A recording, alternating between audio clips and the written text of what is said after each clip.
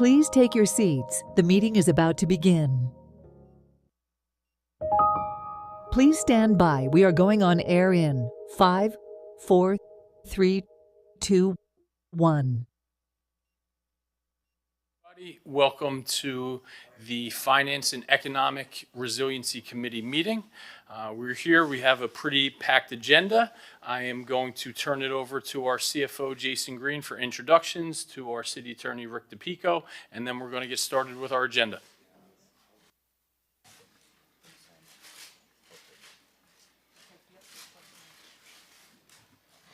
Good morning. Today's meeting of the Finance and Economic Resiliency Committee has been scheduled in a hybrid format, with a quorum of the committee physically present and remaining members, staff, and members of the public appearing either in person or virtually via Zoom.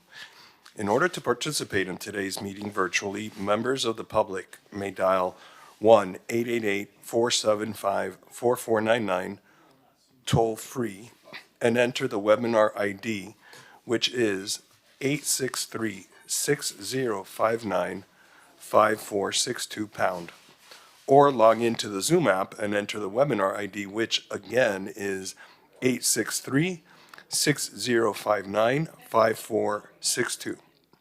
Any individual wishing to speak on an item must click the raise hand icon if they are using the Zoom app, or dial *9 if you are participating by phone.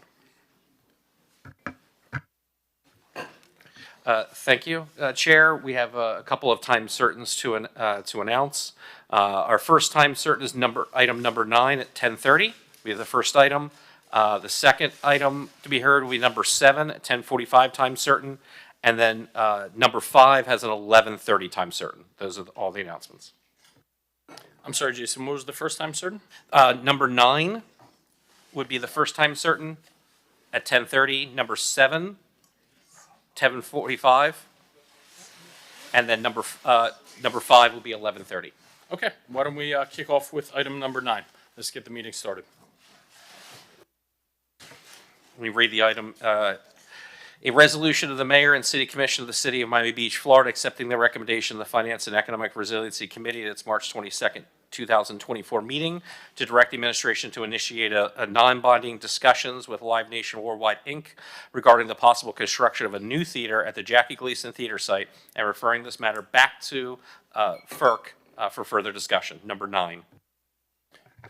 And Mr. City Attorney, why don't you tell us the direction we're going to take here? Sure.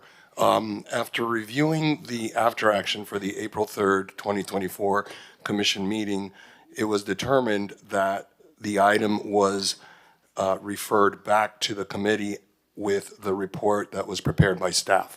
So there was a miscommunication, and the item was placed on this agenda, but it really belongs on the next City Commission meeting agenda, which will be on September 11th. Okay, thank you. So we can show that item moved? We'll show the item. Moved to commission for discussion, and discussion take action. Thank you. So motion to close the item. Second? Explanation. I'll second it. Oh, good. Okay, why don't we move ahead to item number 7? Time certain for 10:45. Read number 7 into the record. Number 7 is a resolution of the Mayor and City Commission of the City of Miami Beach, Florida, directing the administration to negotiate appropriate terms and conditions for the possible extension of the term of the Miami Beach Marina lease to include options for both short-term, less than 10 years, and long-term, 10 years or more extension, and to present a draft term sheet that includes both options to the Finance and Economic Resiliency Committee and the Public Safety, Neighborhoods, and Quality of Life Committee for review by each committee as soon as reasonably practical. Number 7. Thank you. And Liz, I'll let you introduce this. I'll let everybody know kind of how I'm feeling about this. This is a complicated item. It's not incredibly time sensitive, given that the lease isn't up and we're trying to get out in front of this. The meat and potatoes for this item and the full analysis came out late last night. I think there hasn't been really too much community engagement. We've had a lot of it in previous months, but in terms of having the actual contract and proposal in front of us and then having time to read through it comprehensively, digest it, discuss it with the community, I wouldn't feel entirely comfortable with that, but I would like to hear the discussion and perhaps continue it to the September meeting. I want to give our city staff, if there's people from the community or online that want to speak here, I want to begin to have these conversations so we can prepare to move this forward. But that's where I stand, and we'll hear from staff, and then I'll turn it to my colleagues about how we want to proceed. Liz, please. Sure. Good morning, Mr. Chair, committee members. Elizabeth Muro, Interim Director for Facilities and Fleet Management. So we have been negotiating with Suntex some potential terms for the extension of a 10-year agreement.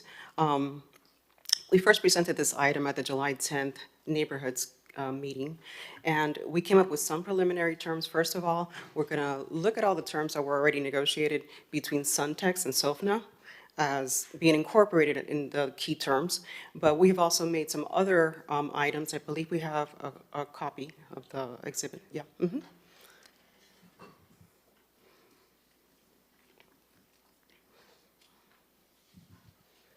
And in consideration of these terms, we're looking at capital improvements that we're going to request from Suntax to put the maintenance of world-class marina. We're looking at negotiations, with a submerged land lease, which the city currently pays for. And once that's renewed, what that will look like, including any expansion of the footprint. We're looking at resident priorities, et cetera. Go ahead. How come we just got the terms right now? How are we supposed to possibly digest this? I Right. would, No, That's what I we was saying. yeah, I would venture, I would, yes, I would make I second his motion to defer. And that's kind of how I opened, but I think maybe we have a presentation and then we defer. I can't even Can we give our colleague the courtesy of Okay, speaking on this? It's my item. yeah. Yeah, thank you. I think I just got this as well. I think what we can do is to be constructive in some of our thoughts, is to ensure some of the resident issues that have been voiced with the marina extension or with the Suntex gets discussed so that we're very clear on what the intent is. And so I want to ensure that the quality of life around the marina is upheld. And the issue is these party charter boats, right? And I think one of the issues, one of the agreements is we'll limit it down from, I think, 50 or 60 BTRs down to 10. That's correct. Ideally, I'd like to have 0 party charter boats, okay? I understand the need that we should have some, but what I want to avoid is these party charter boats turning, their BTRs now are like an eco tour, where they go see some, I guess, flamingos, and then they crack open a keg, okay? Or they go on a fishing, they put up one fishing pole, they say, hey, we're on a fishing tour, but it's really a party boat. So I want to make sure that we have really tight guardrails on ensuring that doesn't happen. And just shooting from the hip, I think a really easy way to do that is to ensure that we have access to all their security cameras, where it's not, we don't have to ask. Maybe we just go in, log in, and we have access, and then we can find out who the bad apples are. Another idea is to keep it all at one dock, all the party charters, so that it's manageable, preferably the fuel dock. And, so those are some of the concerns. We just want to make sure that whatever we put forward, there's no really wiggle room around it. And if they're trying to wiggle around it, we can catch them. Understood, and those are some of the terms that we have identified, and we'll certainly continue to negotiate with the marina, Suntex, to refine those. And Commissioner, would you like to take the lead on perhaps having a sunshine meeting with the community? Probably timing could be a little tight. I'm not sure when the next Finance Committee is, but perhaps sometime past Labor Day, but before the next Finance Committee. They've been pretty instrumental in this, and I think it would be good to have a community discussion. Sunshine meetings are great, so I'd welcome everyone to join. And if you host one, I'll try to attend this one. Just a great process. Chair, we have 2 callers on the line. Please, let's hear from the public. Michael Grieco, please unmute yourself. Morning, everybody. Can you hear me okay? Yes. Great. Commissioner, a good portion of the items on that term sheet, I think that we've come to an accord on some of them not so much. That is the staff's positions where they are at this point. There's some issues, and some of them I've had conversations with several of you, including Commissioner Suarez.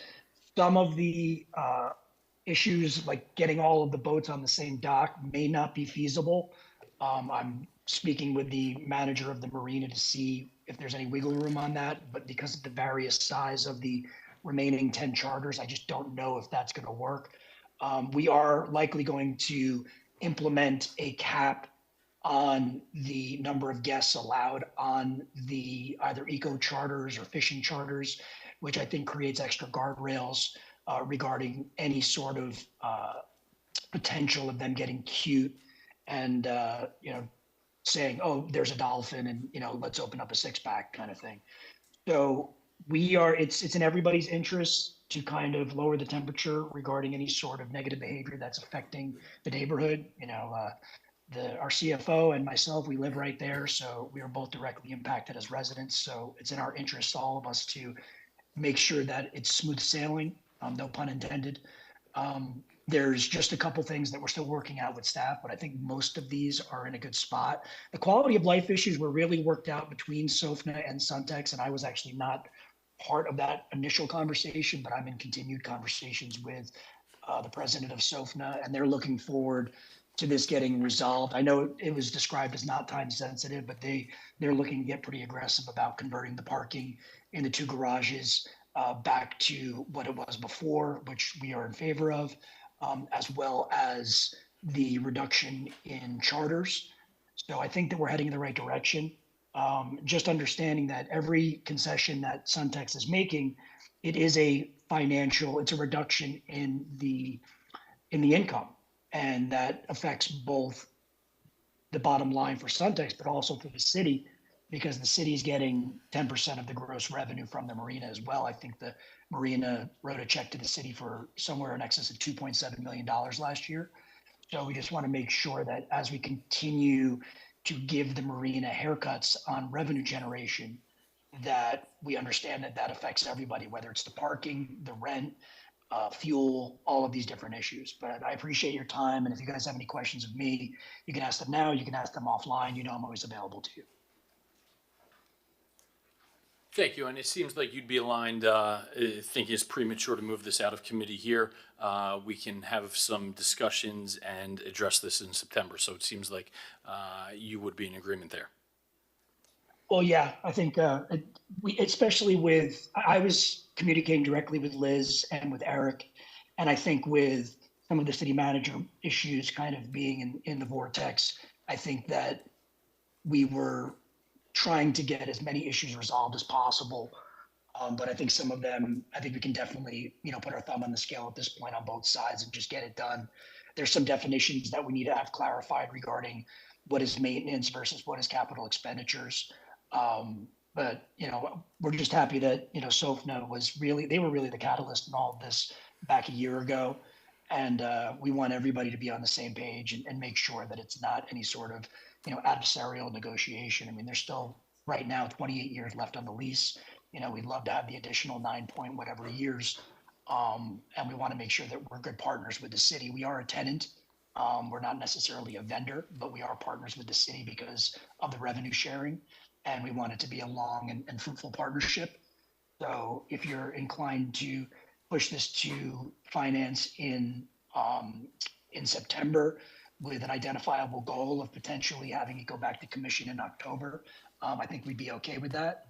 And we'll spend some time in the next little while sharpening our pencils on some of the financial issues. Okay, perfect. I'm happy to hand it over to any of my colleagues if they want to put issues out into the public realm that are important to them. If not, happy to also move this forward and continue to the September finance meeting. Motion to continue. Second? I'll second. Perfect. So we'll show the item to return to the September FERC after a community outreach meeting. Thank you, Chair. Excellent. Why don't we get to new business? Item number 4, Commissioner Suarez. CAT Commissioner. Thank you. Is anyone from the CAT colony here? Okay, Brad? I can speak for the cat folks. Okay, thank you.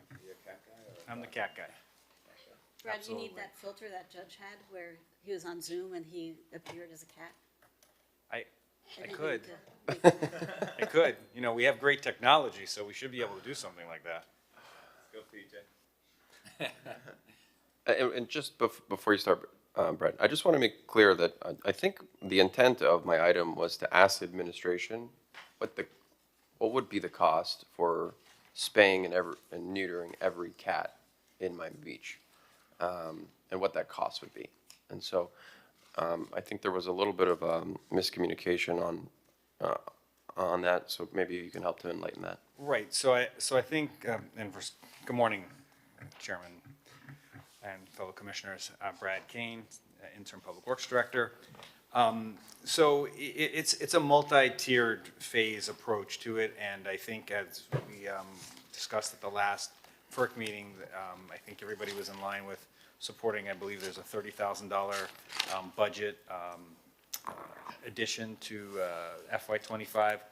And what that'll do is that'll begin the first phase of the program, which is basically having teams of like 2 in North Beach, Mid Beach, and South Beach, and be able to go ahead and start doing a comprehensive cat count, so to speak. And there's a protocol to doing that, and we need to make sure that we get all of them done. And that's the first step in the process in being able to, help get to where you'd like to be. So we have to get that done first, and I think once that's done, we'll be able to come back and outline the next steps in the process.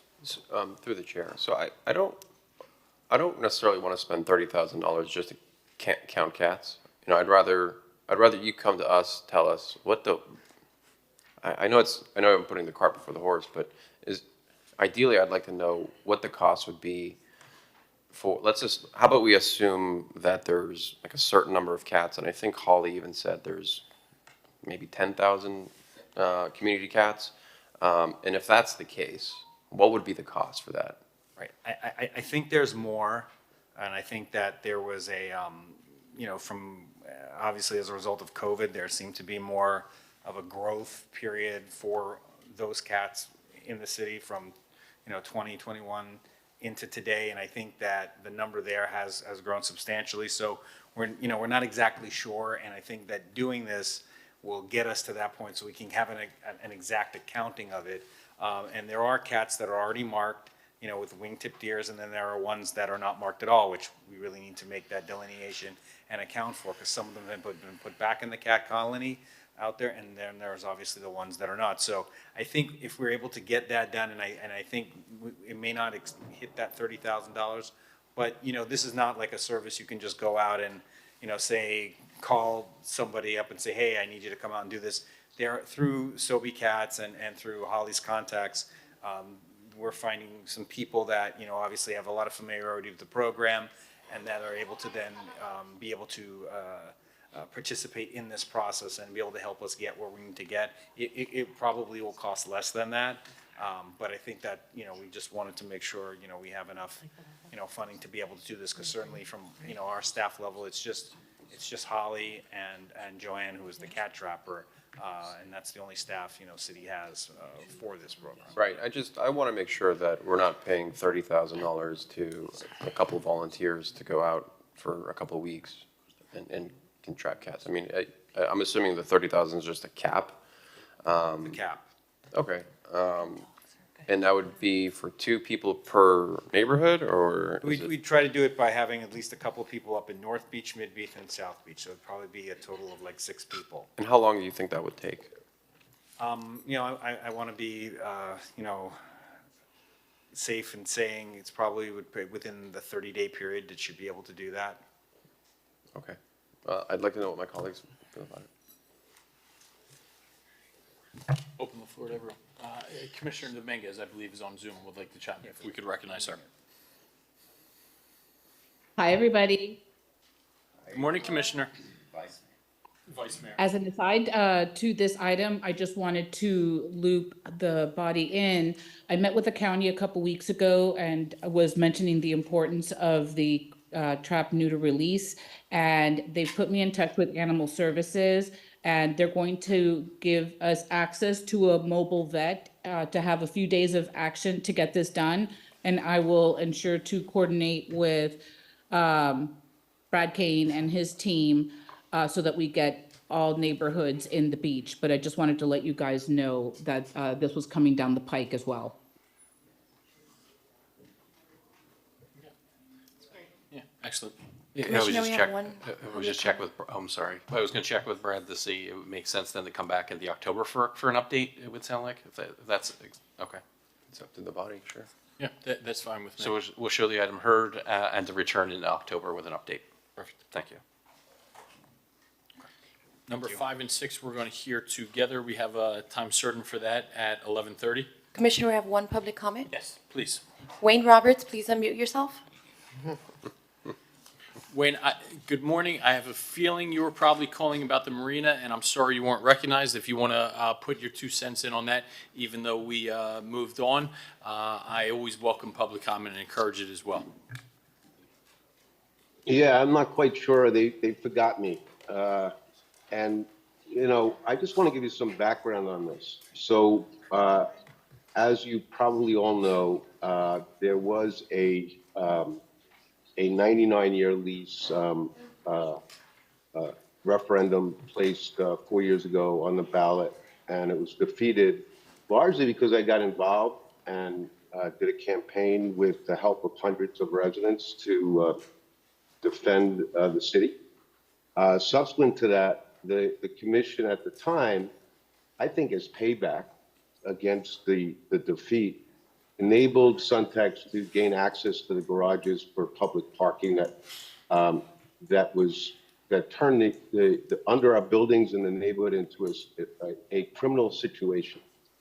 And they didn't care about the citizens of South Dakota. This procedure that I'm hearing now is completely illegal if you go forward with a 10-year extension or a 9-year, 11-month extension, or 9 years, 11 months, and 364 days, because, well, it would only be illegal if you don't do a referendum.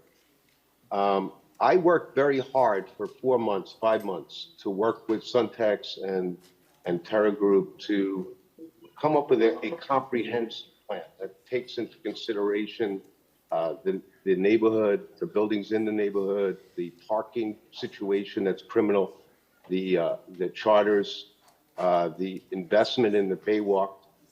And I worked very hard. And I can tell you that the outcome of any extension for a short period of time would only decrease the valuation that I ultimately more than doubled from what was proposed 4 years ago in a referendum into that proposal, net dollars to the city, and changing the dynamics of the economic payout to the city, whether it's the cost to maintain the waterway that we pay on behalf of Suntex going forward, whether it was rev share, whether it's the food sales, where we only get 1%, although the agreement dating back to the 80s really should have been 10%. I don't even know how it got to 1%. But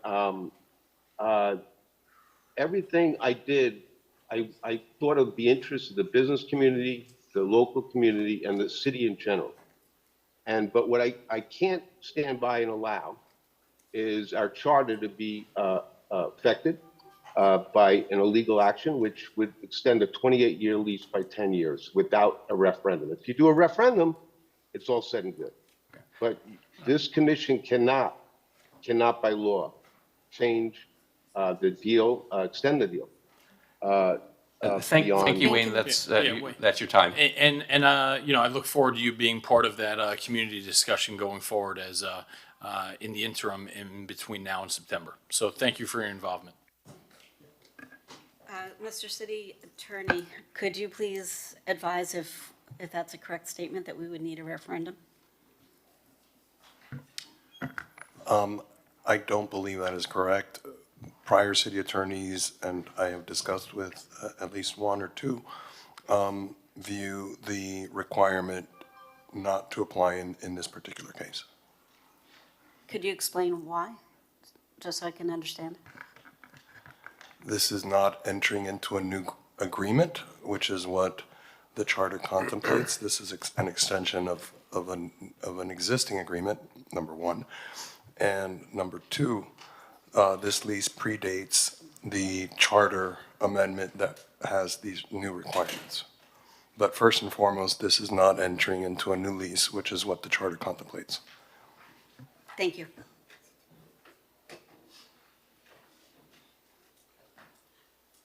Appreciate it. Why don't we move on before we come back to our time certains? Commissioner Fernandez, do you want to present item number 8, discuss the possible acquisition of certain outlots along Indian Creek Drive? I'm just going to read the item into the record. Number 8, discuss possible acquisition of certain outlots along Indian Creek Drive for the creation of bus pullout bay bus stops to ameliorate traffic. Number 8. Thank you, Mr. Chair. This is an item I've placed on the agenda due to the significant traffic that we all experience on Collins Avenue, most specifically when you're heading south on Collins Avenue. Part of what contributes to the traffic in this area of the city is when you have the buses that stop on the road to allow the boarding of passengers onto the public transportation.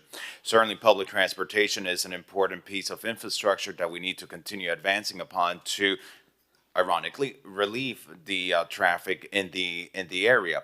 But I do believe that part of what we should be doing is considering the acquisition or entering into some sort of agreement with the property owners of the outlots on the west side of Collins Avenue to facilitate the buses pulling over into the outlots, avoid the blocking and the flow of traffic to ameliorate the backup that we often experience, especially during season when we have the highest amount of traffic. We hear it from our residents. It could take them 45 minutes, an hour to get from North Beach to South Beach, and it most certainly does become a public safety situation once you have an ambulance stuck in that traffic or some other type of emergency vehicle. I see we have our Director of Transportation standing before us, and I'd like some guidance from our city administration as to what action is needed from this committee so that we can engage in negotiations or conversations with the property owners of these outlots to facilitate this. Thank you, Mr. Chair. Jose, good morning. Good morning, Mr. Chair. Give us your thought. Good morning, Mr. Chair. Jose Gonzalez, Transportation and Mobility Director and Interim Parking Director. And thank you, Commissioner Fernandez, for the introduction on this item. The bus stop that is on Indian Creek Drive, just north of 41st Street, actually plays a very critical role in our public transit network. Reason being is that it is a critical transfer point because of our grid system, our street grid system, and how Collins goes up to 44th, and then it curves, becomes Indian Creek Drive. So there are multiple bus routes that originate south of 44th Street that travel northbound along Collins. They get up to 44th, they do the curve, they navigate the curve, and when they get to Indian Creek, they make a left and they go southbound. And from there, that's where this bus stop plays a critical role because that's a diversion point. Bus routes can either then proceed westbound on 41st Street towards Mount Sinai, or they can continue southbound along Indian Creek Drive. So that's a point of diversion, if you will, and for that reason, and I'll mention as well that it's not just county buses, it's also our trolleys. So we have about 5 county bus routes and 2 trolley routes, so several routes pass by that point and stop there so passengers can transfer from one route to Understood. another. The importance of this bus route is 100% understood, and we need to support it. We need to expand upon it. We need to continue seeing our public transportation options as a resource to facilitate the issue we have with traffic congestion in our city. So the problem is not the public transportation. My question is, what action do you need from the committee so that we can explore entering into use agreements of these outlots so that these buses, they're not stopping on a lane of traffic, so they're not stopping on a travel lane, so that they can pull over into a cut-in, ideally, in these outlots so that traffic can continue flowing, especially during our peak hours of traffic, when we're having to mobilize police resources, when we're having to ask the Florida Department of Transportation to build for us a second turning lane, so that in addition to everything that our law enforcement is doing with the deployment of traffic specialists, with the work that FDOT is doing with the double turning lane, that we also explore this additional option to alleviate the traffic. So the option of a bus bay that you're referring to is a very, can be a very effective option for that very reason, that when the bus serves that stop, it will pull out of the way. In order to create a bus stop at that location. A bus bay. A bus bay, excuse me, it would require some sort of arrangement with the private property owner. Understood. What action do you need from the committee today in order to enter into that discussion and negotiation? We can reach out to the to the private property owner and engage them in a conversation to see if they would be amenable to some sort of a arrangement, either a temporary short-term arrangement such as a temporary lease of that property, or a full out acquisition. We have not done that due diligence yet, having, I think, the direction from this body to begin that process would be helpful. Thank you. And Mr. Attorney, the direction that this committee can't provide direction clearly. So what would put us in the proper posture so that we can advance with this? Yes, I'm glad that you're asking. There should be a resolution from this committee to the full commission, and then the commission can authorize the administration to engage in discussions, negotiations with the various property owners involved. And Mr. Director, correct me if I'm wrong, you've identified, I believe, seems like two different locations where we might potentially be able to consider a bus bay? That's correct. Along Collins Avenue, yes, where the bus stop is currently located on public right-of-way, but in order to create a bus bay, it would require private property. Right. You would have to enter into private property. So colleagues, I'd appreciate your feedback on this. As we all know, traffic is a problem in our city. It'll only continue to get worse, and we know that there's no solution to it, but we can always try to ameliorate it. So I welcome your feedback and your support on this motion back to the City Commission. Yeah, I love the idea. I love the creativeness. I love the proactive thinking. One thing I'll ask you, Jose, it sounds almost silly because we should all be on the same team, but do we have, for lack of a better word, an enforcement mechanism to ensure that if we did do an acquisition like this, that the bus drivers are actually pulling into the bus bay? Just through my anecdotal own two eyes, I've seen the exact problem Commissioner Fernandez has correctly identified, and that bus bay being open and accessible, and bus drivers just taking the easy way out and just remaining in that lane of traffic. So do we have, for lack of a better word, enforcement mechanisms to ensure our drivers are properly utilizing these bus bays? We would not be able to enforce county buses and require them to use it, but we would work with the county to inform all their drivers and alert them to use that bus bay once it's created. One important point is to ensure that bus bay, once it's created, is always kept free and clear of any parked vehicles, of any obstructions. There are times where buses will not use a bus bay because there is a vehicle illegally parked within the bus zone, if you will. So we can assist with that and just ensure through enforcement that area, once it's created, is always kept clear for bus drivers to be able to use it. But in terms of forcing bus drivers to use it, we would rely on Miami-Dade County for that enforcement. Commissioner Bach. Do you have any sense of what the impact, the cost would be to acquire these pieces of land? Not yet. Not yet, Commissioner. Oh, like no, even just a ballpark sense? Well, we do have the dimensions, and those are specified here in your memo, the dimensions of a bus bay, and they're quite large. Bus bays have to allow for the bus to enter, what's called the entry taper, and then the actual length of the bus, plus then the exit taper for the bus to exit the bus bay and re-enter traffic. So it becomes over 100 feet long. But About 170. if I may, if I may, the city has entered, for example, south of 41st Street. South of 41st Street, the city of Miami Beach has entered into use agreements for outlots where we have constructed a pedestrian path along Indian Creek waterway. How much did the city pay those property owners, those condominiums, in those agreements for the use of those outlots south of 41st Street.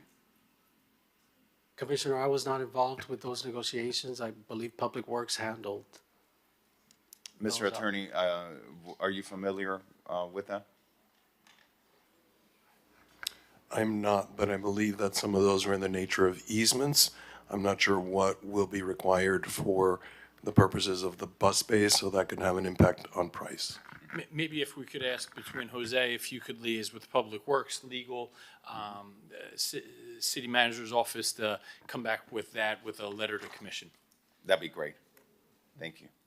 If I can, to help with this item, I believe there's direction to return this to commission, to direct the administration to explore either property acquisition, lease, or use agreement for certain outlots along Indian Creek Drive South near 41st Street, and then to return to FERC for discussion at the appropriate time. Yeah, can this committee not make that direction to staff? No, you recommend to the administration. Okay. So, Well, I'm sorry, you recommend to the commission. I apologize. I've been sitting on this committee for, committees for a very long time, and we can give direction without going back to the commission many times when the administration feels that they can resolve a simple issue. And it's always been like that. For example, it's not so much a direction, but if the administration says this doesn't need to go back to the commission for approval and it's already been referred here, which was our stop. If we didn't want it referred and we didn't approve it, then we don't refer it to committee. So you do have our approval. And if we can take care of it at the committee level, we always have. Otherwise, you're just going to clog up our agenda. Yeah, clog up the agenda. I'm not just pulling this out of a hat, Rick. I'm telling you that if the administration could get it done, if one of us was not in agreement about a referral, that's your moment to stop the item. Well, and I see we have 5 members of the city commission present, and I don't sense opposition from any of us either. I am all for ridding us of bureaucracy and efficiency. It just seems very silly to delay this for 2 months on something procedural when we have 5 members of the commission sitting here in favor of just asking staff to essentially continue or engage in discussion. We're not asking you to go out and execute an agreement or enter into a contract. We are just asking for staff to begin that process. Yeah. Thank you. Thank you. I agree with that. Thank you so much. So I believe that it would be to return to FERC for additional discussion after exploring either a property acquisition, lease, or use agreement costs for the certain outlots along Indian Creek Drive South near 41st Street. How much time do we think that could take?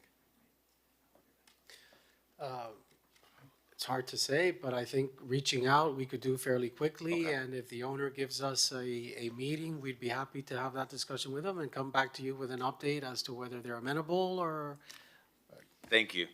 Thank you, Mr. Chair. What's that? Are we talking about the owner that's the holdout? Well, I don't even think No. This is separate. This is on the north side of 41st Street. The holdout is on the south side. Oh, okay. Yeah. Thank you. Okay. So we're all good with that. Commissioner Fernandez, do you want to introduce item number 12, and then we'll go to our 11:30 time certain that I'll hand over to Commissioner Rosa Gonzalez. Mr. Chair, I'd like to, just out of respect to our new city manager and the trust we've placed in him, I'd like to have the opportunity to discuss this item with him. It is a major structural change to a department under his purview. And so I'd like to defer this item until such time that I've been able to speak with our new city manager. Perfect, fine with that. We'll show the item deferred. Thank you.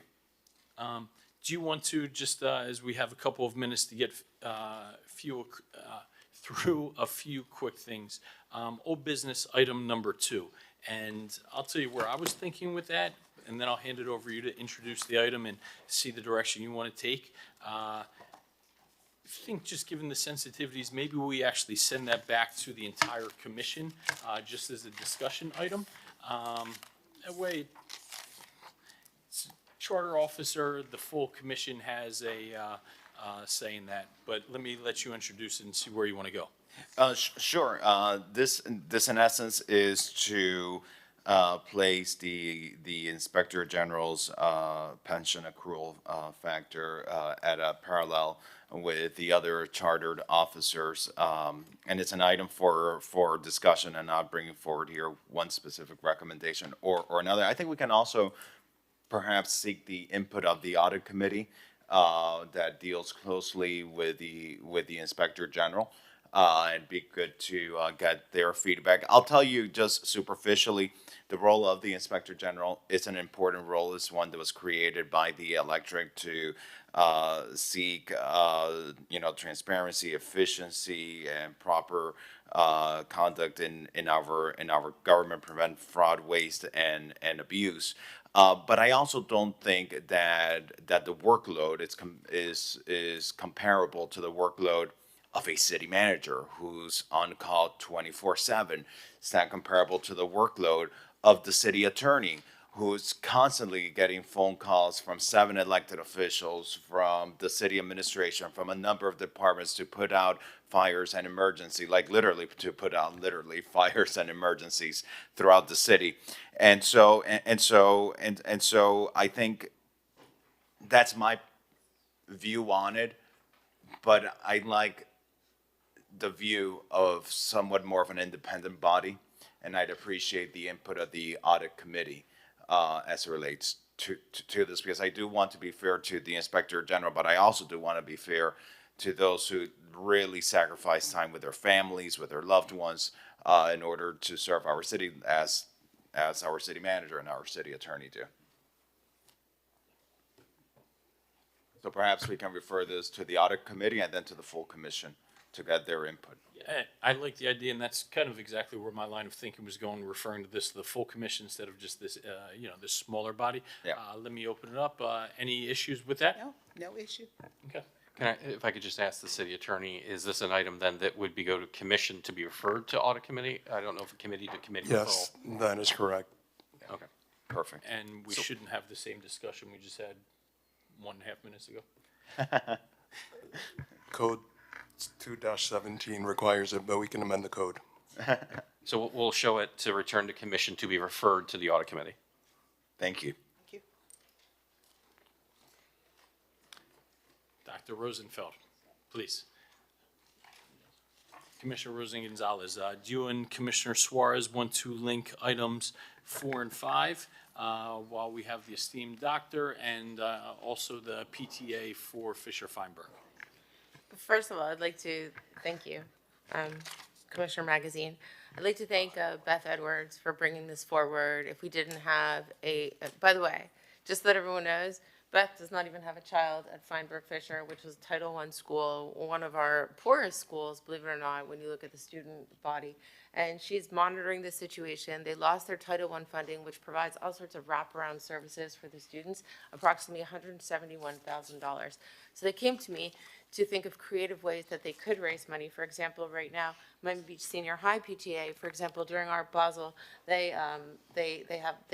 sell parking spaces or offer parking, and they raise a significant amount of money by doing this. So what we wanted to be able to do is extend this to Feinberg Fisher, and I'm going to turn it over to Leslie or Beth or both of you or however, wherever we are in the process, whomever wants to go Is this first. on? Okay, it's on. All right. This is fancy. I haven't spoken here since this nice new get up here. Yeah, so just to give you a line of sight, Kristen, you said it very eloquently. Title I funding was removed, and I'm not going to get into how it was removed. It's in the weeds, but here's what transpired. We had $330,000 go to 170 to go to zero. All right, these are wraparound services that our most at-risk children need. Period. So Explain what the wraparounds are for all right, so we get community liaison specialists, we get over and above paraprofessionals, and these are federal funds, okay? This is not like the district's being a bad guy, all right? I just want to be very clear. I always like to bring parties together, so when I know a child in our community is seriously at risk right now, I mean, it is catastrophic, because I got to tell you, Pull up the reading at Feinberg Fisher at 3rd grade, which is the Danger Will Robinson grade for reading. We're at 31%. You remove services like reading paraprofessional and math, we are going to have a feeder pattern domino effect. These kids feed into Beach High, all right? And Beach High, unfortunately, step backwards as well. So what we can't do is look a problem in the face and ignore it due to it's not my responsibility. I think we have been unbelievably great. I call it creative collaboration. It's what built the football field. We're business people. We can figure this out. I'm not here to supplant somebody's responsibility. Quite the contrary. I'm here to be a reality person. We got a problem. I'm raising it to you. I got to tell you, just like our little PTA moms, we already divided and conquered. We went down to the district, okay? We put our names to sign up, and we got a phone call. All right, so I don't have the exact dollar amount, but as of last night on good authority, I already know half of those funds have been returned. Somebody came up with about half, all right? So bravo, okay, that's advocacy and work. But what I'm saying is, Danger Will Robinson, we still have a gap, all right? So I don't wanna hear it's not my job. It's, you know what, there is a gap, it is reality. Some other part came to the table, that's great. People are happy, but at the end of the day, it looks like 2 reading interventionists and 2 math interventionists are the delta. What are we gonna do? Because these kids are at risk. It's a fact. It's not going away. That's where we're at. So I always like to be creative. I bring people together and say, hey, let's think outside the box. So that's where we made a very strategic motion at the QEC, being VP of Advocacy for Feinberg Fisher. Leslie is here to discuss, like, we strategically made it vague, because we don't want to pigeonhole ourselves in terms of creativity. I mean, you got some smart people up here. I'm pretty sure we can figure it out together. So with that said, we have an immediate need for this year, and the need as of late last night was 2 reading interventionists and 2 maths, because somebody else came to the table and kind of filled in some of the gap. And then there's the long term. You guys are going into budget meeting. What is strategic? I got to tell you, you've got an idle parking lot. All right, they did not use that. Shame on them. Okay, that generates money. If the district is not in an agreement with anybody right now over a parking lot that can help, I'm going to tell you as VP of Advocacy at Feinberg, we're okay with wherever those funds go. Meaning, like, if the city enters an agreement with Dade County Public Schools, as long as it goes to our public feeder pattern, because it is a public, it's public funds in there, meaning like it's our taxpayer dollars are going to them. You guys figure it out. That's not for me. I'm just here to bring creative solutions. Let's hear what they're willing to do. Okay, Leslie, Dr. Rosenfeld, excuse me. And before you go, Doctor, can I ask one question? Sure. Beth, one, thank you for all you do for the community. I see it firsthand. It's amazing. Is this expected to be a loss for 1 year, or is this continuous? Because as I understand it, perhaps there was some clerical stuff that happened, and the funding should return in years thereafter, or is this something that we should expect longer term? I mean, I'm not here to be a naysayer, but when federal policy in the district decides it's not going to be on free and reduced lunch, I got to tell you, and I'm not going down an immigration hole right now, but you have to first be on federal assistance. So you have to come document yourself. So I got to tell you, just from a population standpoint, take a look at Feinberg Fisher. It is predominantly Central American.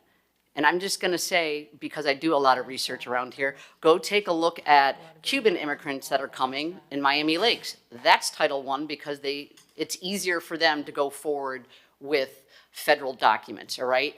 Unfortunately, this population is not. I'll leave it at that. So I don't know if you'll ever get them to step up to a plate.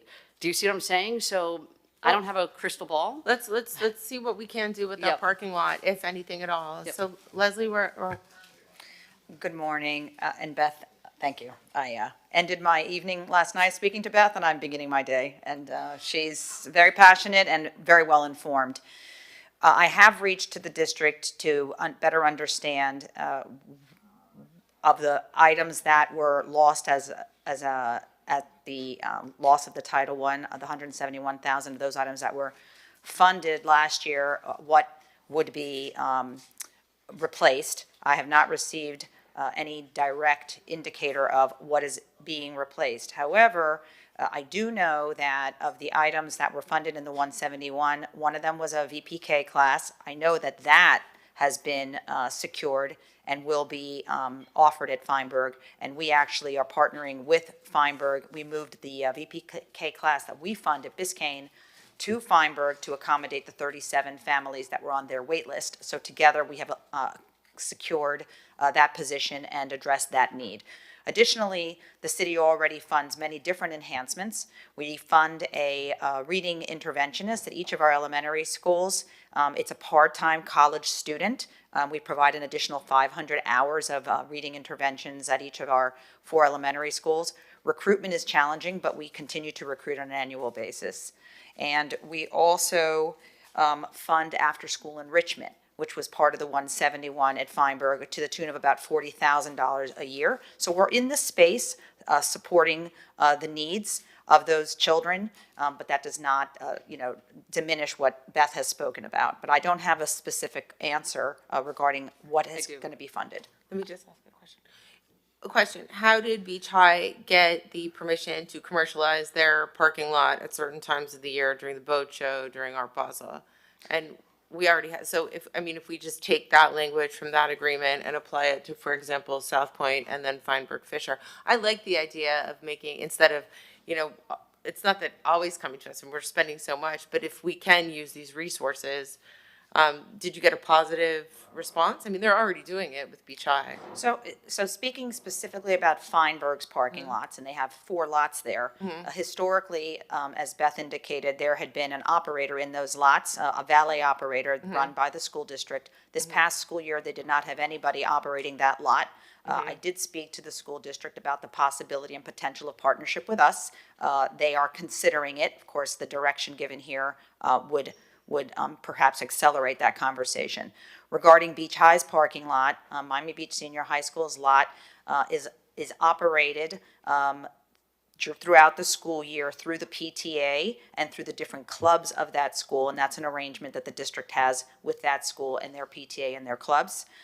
So is that the direction that we would move in? I'm Beth, you would looking like for that a more to be... sustainable, business model. Do you know what I'm Okay. saying? And I truly believe this community needs parking. These children need services, and we've got idle lots. There's got to be some type of leverage you all carry to have what do you Leslie be need- able to have a formal conversation. What direction do you need from us right now? Well, we did enter into an agreement with the school district between 2016 and 2019, which allowed the city to operate the lot at Beach High when it was not being operated by the PTA and the clubs. And then if we operated the lot, any funding that we collected would first cover our costs, and then those additional funds beyond our costs would be spread and shared across the 6 public schools within our city limits. We did have an agreement like that. How much did we make? How much did Well, we actually, we had the agreement, but the PTAs and the clubs ran the lot during that period of time. So we never actually had to step on the property, but we had the ability to do it. Well, as a former PTA member of every school here on the beach, boat show alone paid for the entire budget. It was over 125,000. Art Basel will bring in about 50 just for a weekend. All Okay, right, so- just to give you some context. Just for the sake of time, what we're gonna do then, do you need us to move this to the full commission to get some sort of permission to be able to enter into this agreement? Would you like a resolution, and you can work with the legal, what should we do right now? If that's, Before you answer that, if you don't mind, we are oversaturated with cars all over the city. I think doing a parking lot that is open to residents year-round at night, so that there's no risk of, commingling adult residents with kids getting picked up after school, so from 7 p.m. to 6 a.m. might be a great thing for the neighborhood. And since you're going to be going back to the district and asking about using district facilities, we have, as Commissioner Suarez has been fighting along with Commissioners Magazine and Fernandez to help find parking spaces in North Beach. We have it's not an enormous lot, but it's a not insignificant lot at the school up just off of Parkview Island. And if we can do that there as well, so, 7 p.m. or 8 or whatever they find to be comfortable, to 6 a.m. Year-round would be incredible. And same kind of thing, cover the cost of operating that, but anything else could get redistributed back to the school or schools. So if you're having that conversation, let's just do it for all of the facilities. But, okay, so we would be paying for it then? Because I think the idea here is for them to commercialize it and generate serious revenue so they can make up the cost. So what, if we did a parking pass, a parking permit there, we can't have people parking on that lot because we don't have permission to use that lot. But if we made that a special parking zone for North Beach residents or included it as part of the North Beach, I don't know what the mechanics are now. I think we're talking two different There's, things. these are two, I would bring a separate, with the school board, I think you have to go school by school.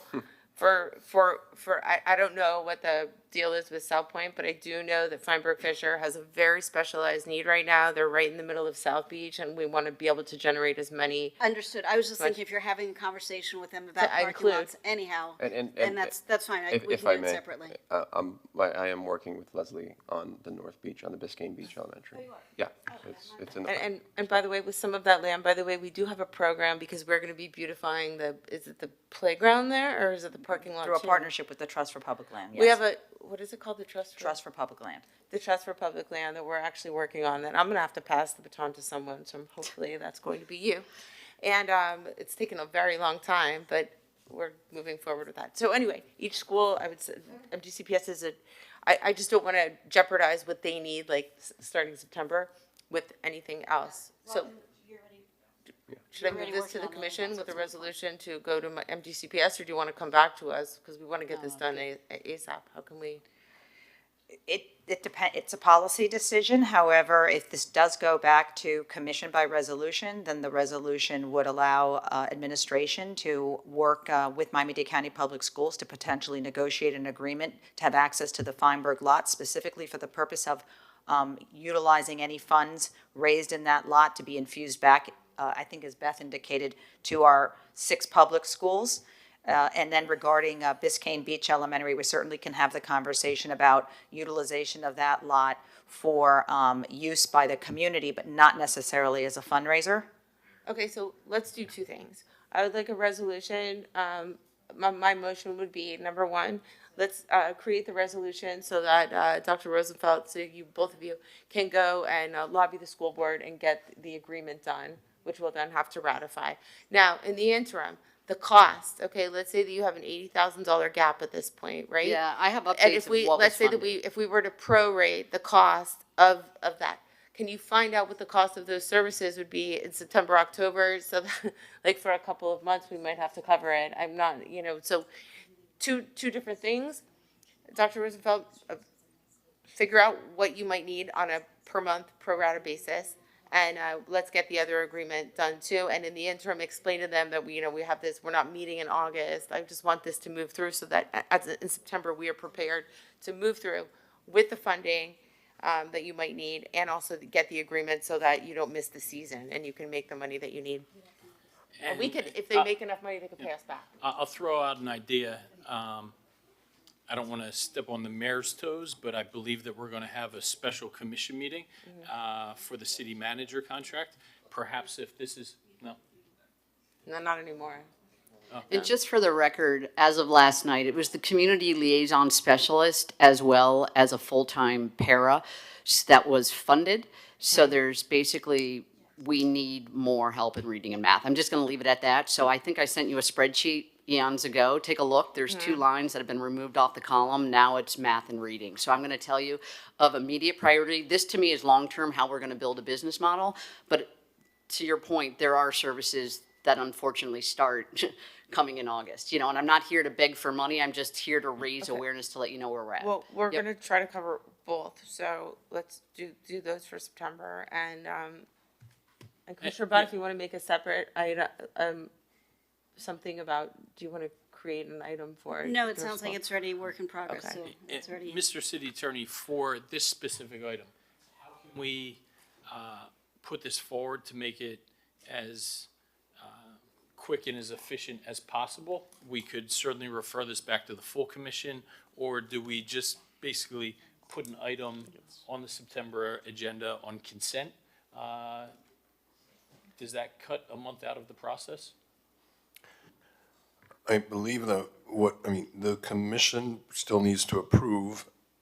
Ideally, the commission would approve entering into negotiations, but in light of the time sensitivity, perhaps Dr. Rosenfeld could work with the school board and bring an agreement to commission for approval in September.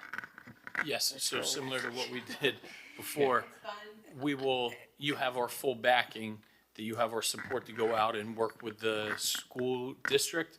And, before they receive something official from the city clerk, it's just a matter of timing, but they're going to be receiving that. I appreciate that. However, I have worked with the school board for quite a long time, and I will reach to them and we will have conversations, but I want to set realistic expectations.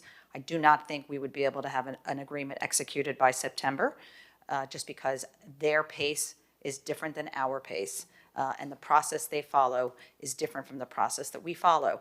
But I will make my best attempt to work with them and see if we can reach a point of consensus. So we're going to do that instead of my creating a resolution that you do take to the school board, because she might get to the school board and the school board might say, where's the resolution? She's going to do that as well. Yeah, we're going to do that as well. Okay, we're going to do it all, okay. Yes. And please, doctor, if you need us to essentially liaise with you to apply additional pressure. The school board, and I say the school board, the school district personnel, we've had a long-standing, very positive relationship. We do work together well. Just the timing sometimes is not as quickly as we would like it to be. However, we do get there. And Commissioner, just regarding the Trust for Public Land, we're going to be doing a kickoff in the next few weeks. So that is moving along well, too. That's going to be very exciting, because what we did was we partnered with this group that actually comes in and funds it. They gave us the funding, right? Part of the funding, I think we matched it. They will help us with fundraising. Oh, we still have to fundraise?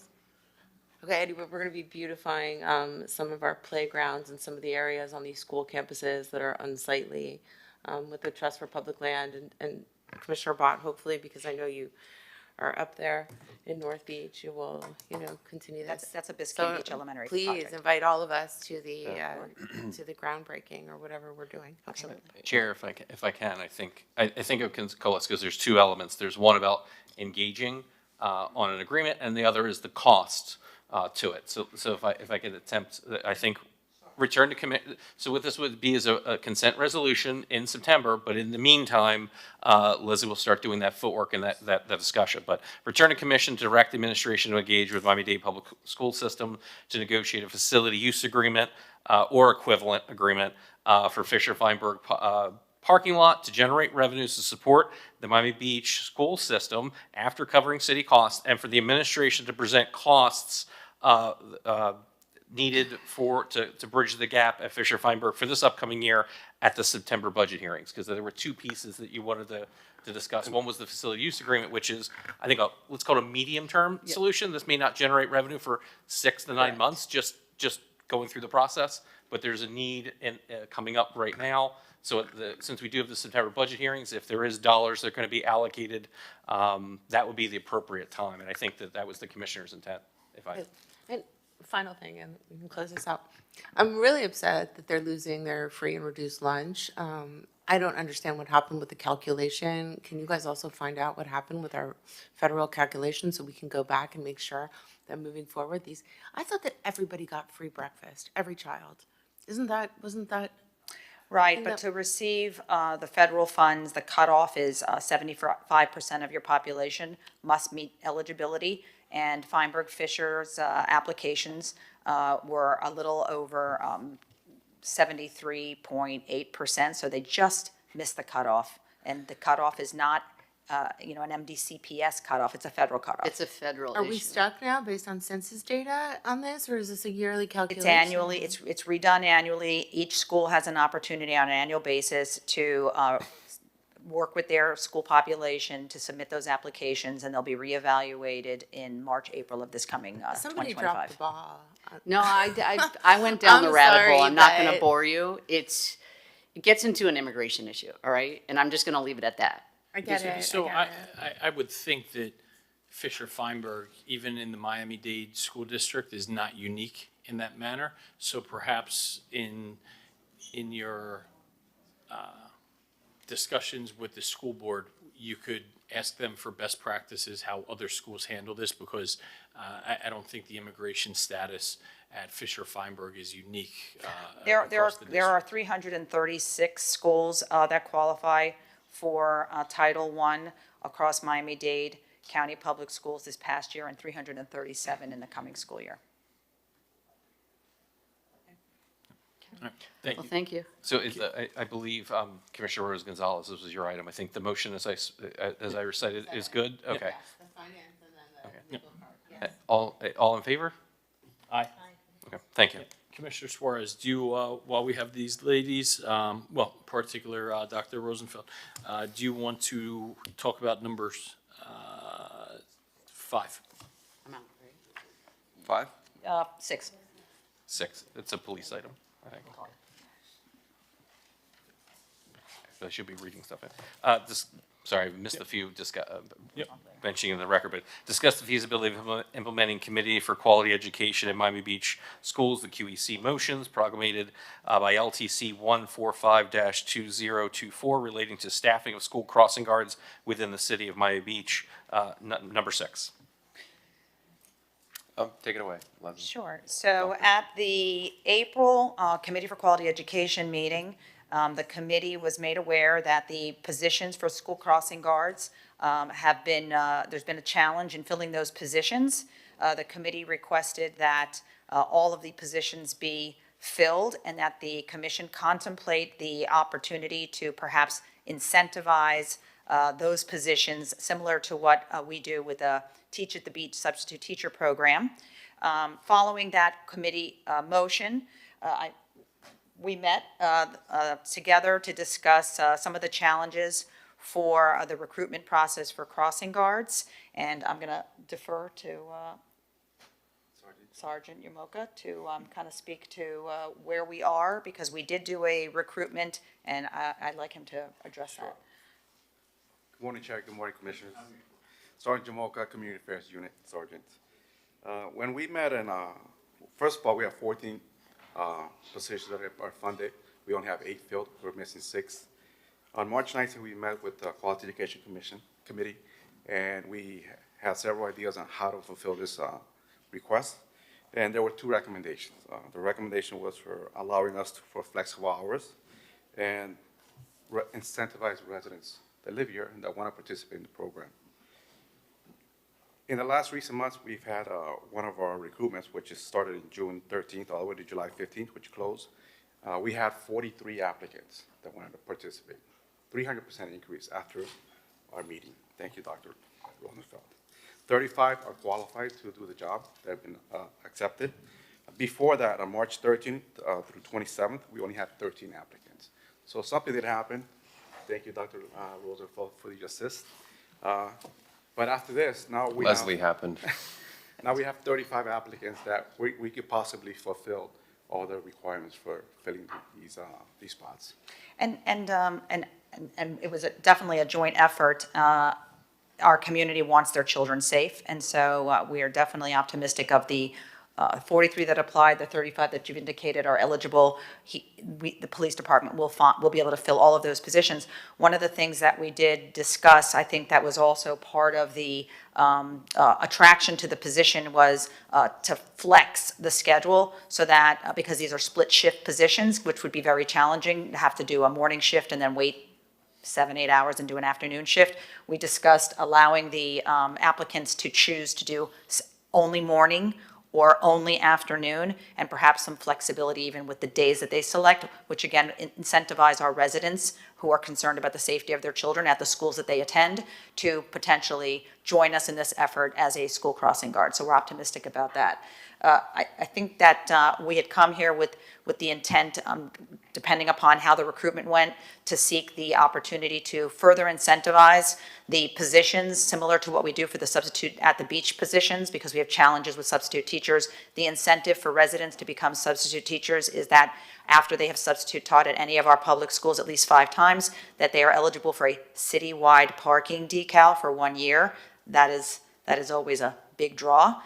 So we were contemplating doing that as well. However, we'd like the opportunity to fill these positions with the 35 applications, see how they work out, and if we're able to sustain those positions all being filled throughout this school year, and if there are challenges with keeping them filled, to return potentially to discuss further incentivization. Well, with that being said, I think we've pretty much figured it out, and I can withdraw my item for. We can show the item heard and closed. Yeah. I'd like to give a quick shout out to Miss Georgia at South Point Elementary, just a fantastic crossing guard. They're some of the best ambassadors for our community. I know the same over at North Beach Elementary. So she truly, she's magical. First person my daughter sees in the morning that's not in her family. She's wonderful. Yeah. So these aren't insignificant positions. They have a profound impact on our youth. So thank you all. Thank you. Thank you.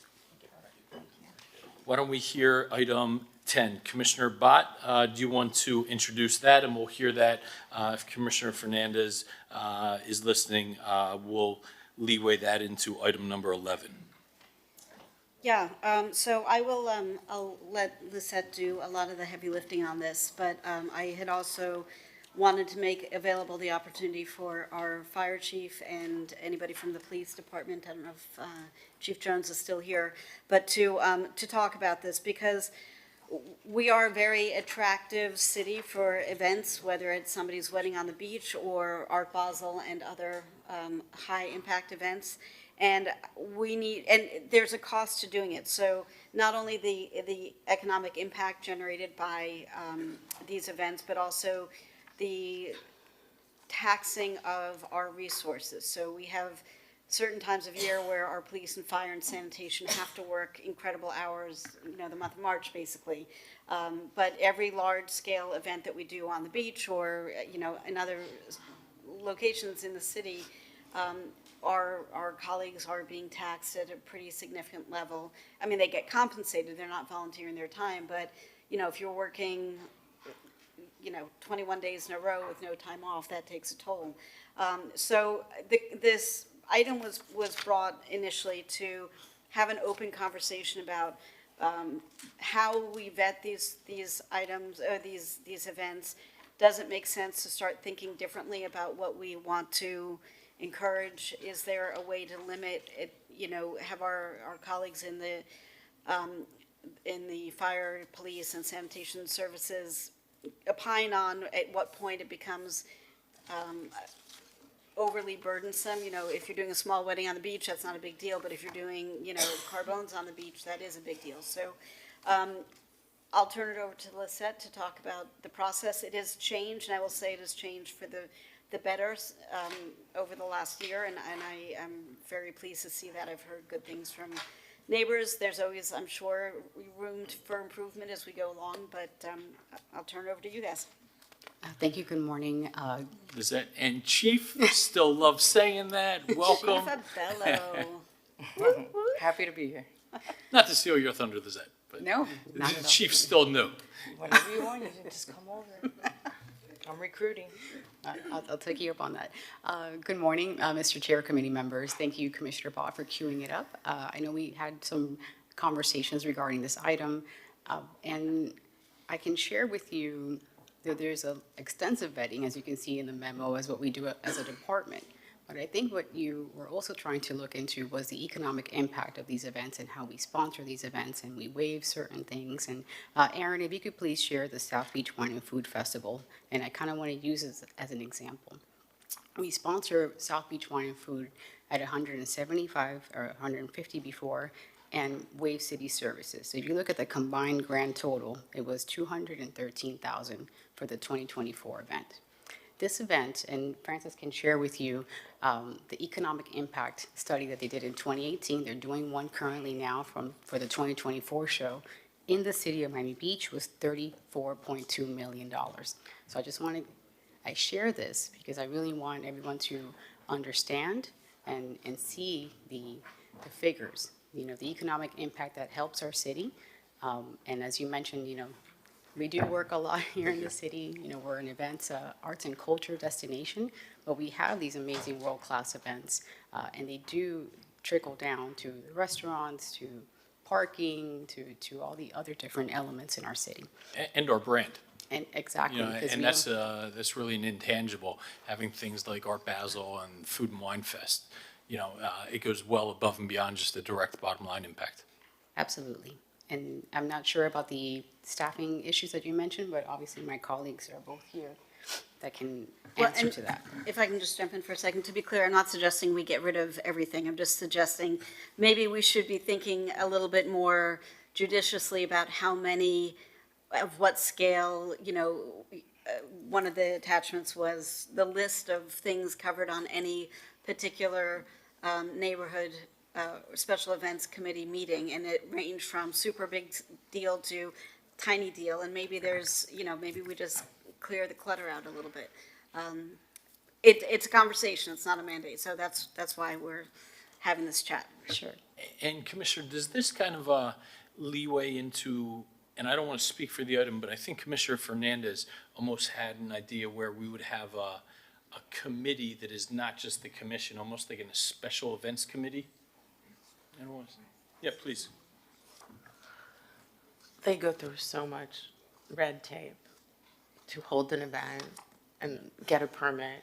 It is already so egregious, and to put another block or road bump in the, in the process, I think would just really upset a lot of people. So you, Everyone. I'm saying we vet it. You know We my over-vet issues it. of cutting That's government what I'm bureaucracy. saying. So okay, It's sold. already overly I sold. vetted. You Then know we my have a buzzwords. notice requirement that do we still have it? Do we eliminate it? We do special meetings, especially with the there's HOAs and special certain meetings that certain people can attend. There's neighborhoods. notice Government requirements. Okay, bureaucracy. okay. Yeah, I don't want to speak for Commissioner Fernandez. I don't know if he's listening and can jump in online, but, you know, it looks like his idea was to include people in the existing special events committee already. So, I don't know, maybe this is something that we wait to hear until he's back. I'm not sure how you want to proceed on that, but what I'm suggesting is a little bit different from what he had submitted. And if I may, we do not have a committee. We have a community review meeting that happens monthly, that is publicly noticed. We do extensive outreach, and it's very well attended. And that's the opportunity where city services, the producers, and our residents are able to discuss each event that's happening, impacting their specific neighborhood. Lisa, can you give examples of when or if it's ever happened that residents give feedback and it changes the location, the hours, the configuration, the concept, whatever for events? Sure, absolutely. At the community review, that's when, let's say, if there's community feedback regarding the speakers. Let's say they ask, where are they facing? At that time, if it's not facing east or it's impacting directly towards their neighborhood, we make sure that the producer adheres to those recommendations, and then they come back and we share the updated site plan that has taken those recommendations into consideration.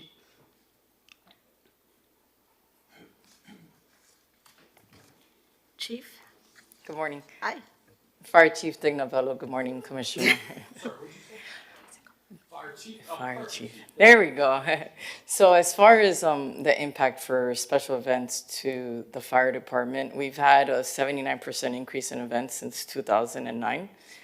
They've nearly doubled. We're up to 359, reviews. So what happens is, when it impacts life safety, whether it's a road closure, the amount of people that are at that site, we will staff it with fire department personnel, or we may not need to staff it because it's not changing the layout of the area. The biggest impact for us is the blockage of access roads. So the fire trucks need 20 feet. And we have an inspector goes on site, and then all of a sudden things are changing, or we don't know that something's happening. That's when it starts impacting us, staffing last minute events, and it's a communication. So sometimes the event doesn't require it to go through Lisette's division, because it just pops up on our side like firework or something, depending on the type of event. And then we have to communicate with her so she can let everyone else know to make sure it's not impacting. I think that when it comes to spring break and March, you know, we're asking a lot of the personnel, both fire and police. And, you know, you have to start mitigating that. And that's why we're so enforcing on how early we get those permits. The earlier we know, it's easier for us to plan and be able to stop or continue events. So anybody who's ever done experiential marketing or event planning or events of any stripe knows that 90% of the drama is at the 11th hour before the gates open. Is there a threshold at which events that are below a certain size don't need to go through police and fire plans? It all depends, but events that are below 150 attendees, and we do have timelines. For any large-scale events, you have to submit a permit within minimum 90 days. I mean, does it make sense to make that more than 90 days and require it? We do. So we start, for our Basel, we start working with a different permit in June. Right now. No, but I mean, those are enormous events that they're super well organized, they're pros, they're working relationships. I'm sort of thinking the next tier down or the next 2 tiers down, because I'm sure those cause untold headaches, but you kind of know what we're preparing for. It's the things that are a little bit, you know, not sort of our brand building blocks, but the stuff below that might come in for a year, or, you know, maybe they're doing it, maybe they're not. You know, it's sort of that middle tier of things that where it might not be as well organized, or is there like an event, like a sports event, a team that wasn't expected to, you know, get to finals. Right, there was on Lincoln Road recently. There was a Cajun festival on Lincoln Road? Creole. Oh, Creole Festival. Okay, yeah. Like that for an example, not singling anything out, but using that as an example. I think that came somewhat at the last minute, maybe? Ish, yeah. Ish, you know, and it's smaller scale. So Are you guys fixing it right there? No, we're just. That would be awesome. We're talking What'd you guys about- negotiate? No, we're not negotiating, but We're trying to see 90 days out, and it's like, you know, most of the time you have a heads up. The majority of the time we do, but I think what Chief Abello is saying is that there are sometimes activities that do impact that don't necessarily require a permit. And I think she was talking about a soccer team, and I was trying to ask her what she was referring to. Like the weekend that the Copa came, that's something, started something very small, and now it's evolved. And that doesn't require a permit. That's 73rd Street. The residents are super excited, and they take over the street. So that, I think that's different than what we're talking about, the process of getting a permit. And maybe we all have to be more disciplined. I say this as us electeds when we get these last minute requests. We all have to be more disciplined, in really adhering to a timeline that is fair for our process and our planning. And I'm sure that will be played back to me on video when I break that. Feel free to do so, but I'll just say that to all of us. But, you know, it's interesting because we just had a meeting about Art Deco weekend with the police department, and what they said also in it was the thing that's like the most taxing is the road closures. And so is there a way to rethink how events are able to close our roads? Like, if you want to do an event where there's no road closure, then that's one sort of category of fees, but if you're, or timeframes or whatever, but if you have an event where there are going to be road closures, since that seems to be the issue of manpower, person power, and the last minute chaos, maybe that is at a higher, maybe there's a surcharge for that gets used to defray some of the costs, or encourage people to think differently about the layout of their event so it wouldn't require as many road closures.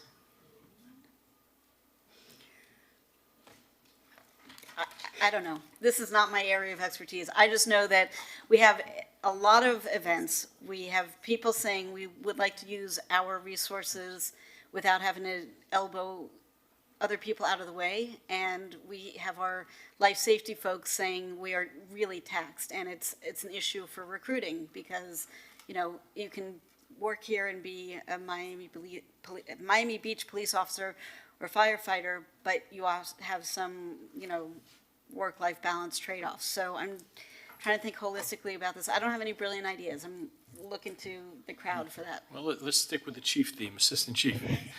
Good morning, Mr. Chair. Good morning, Commissioners. Assistant Chief Sam Guerrero. I run Art Deco. I also run Art Basel. And all these special events you're talking about, these are all basically volunteer officers. They're all off duty. So we're not forcing anybody to come and work those events. We put out an email who wants to work, and you should be surprised how many officers volunteer to work this, to the point that we have a list that not everybody gets to work it. The two biggest ones for us, as you know, is spring break and Memorial Day weekend. Those we have to basically change our officers' calendars, and they told them they can't go on vacation, and those were those events you're talking about. But most of these other ones, all those special events are done with volunteer officers working in off-duty capacity. Okay.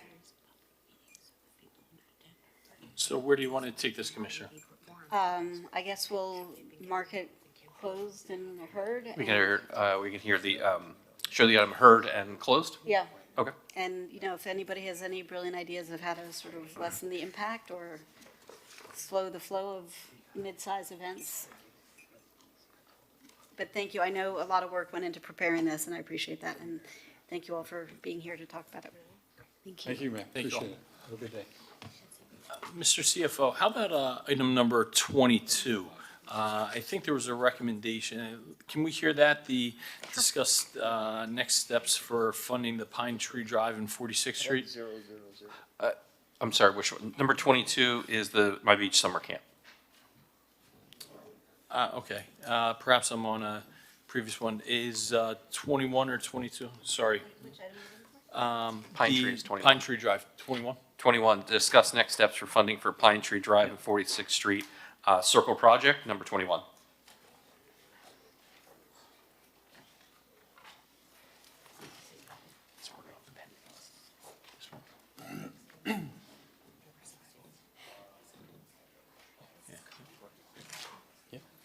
David, welcome. Mr. Chair, Commissioners, good morning. David Gomez, Interim Director for Capital Improvements. The Pine Tree Drive Traffic Circle Project is one that began with a joint participation agreement with the county to do some geometric modifications at the intersection of Pine Tree Drive and 46th Street. It got its genesis through some concerns about traffic safety in the area, and that was a proposed solution. We did engage a consultant to begin the design. They developed a single dual lane roundabout as a solution. When we met with the adjoining residents, there was concern about the size of the roundabout. I'm not sure if you're familiar, there's one in Coral Gables that is the same geometry. Because of that concern, we did meet with representatives from the mayor's office, the city manager's office, our department, and the residents. And we looked at alternatives to that dual lane roundabout and looking at how we could do it with a single lane. Because the single lane roundabout requires merging and merge distances, it expanded the footprint of the project to include now a second circle at 47th Street and Pine Tree. That is, and it's in your package, shows the proposed layout. By expanding the limits of the project and creating that second circle, obviously the cost of the project increased. We went back to the county because it is a county asset. It is a county right-of-way, and discussed with them the potential. We had to show them the potential solutions, which they have approved. They did go back and find additional funding, approximately 50% of the project. But again, it is a county asset.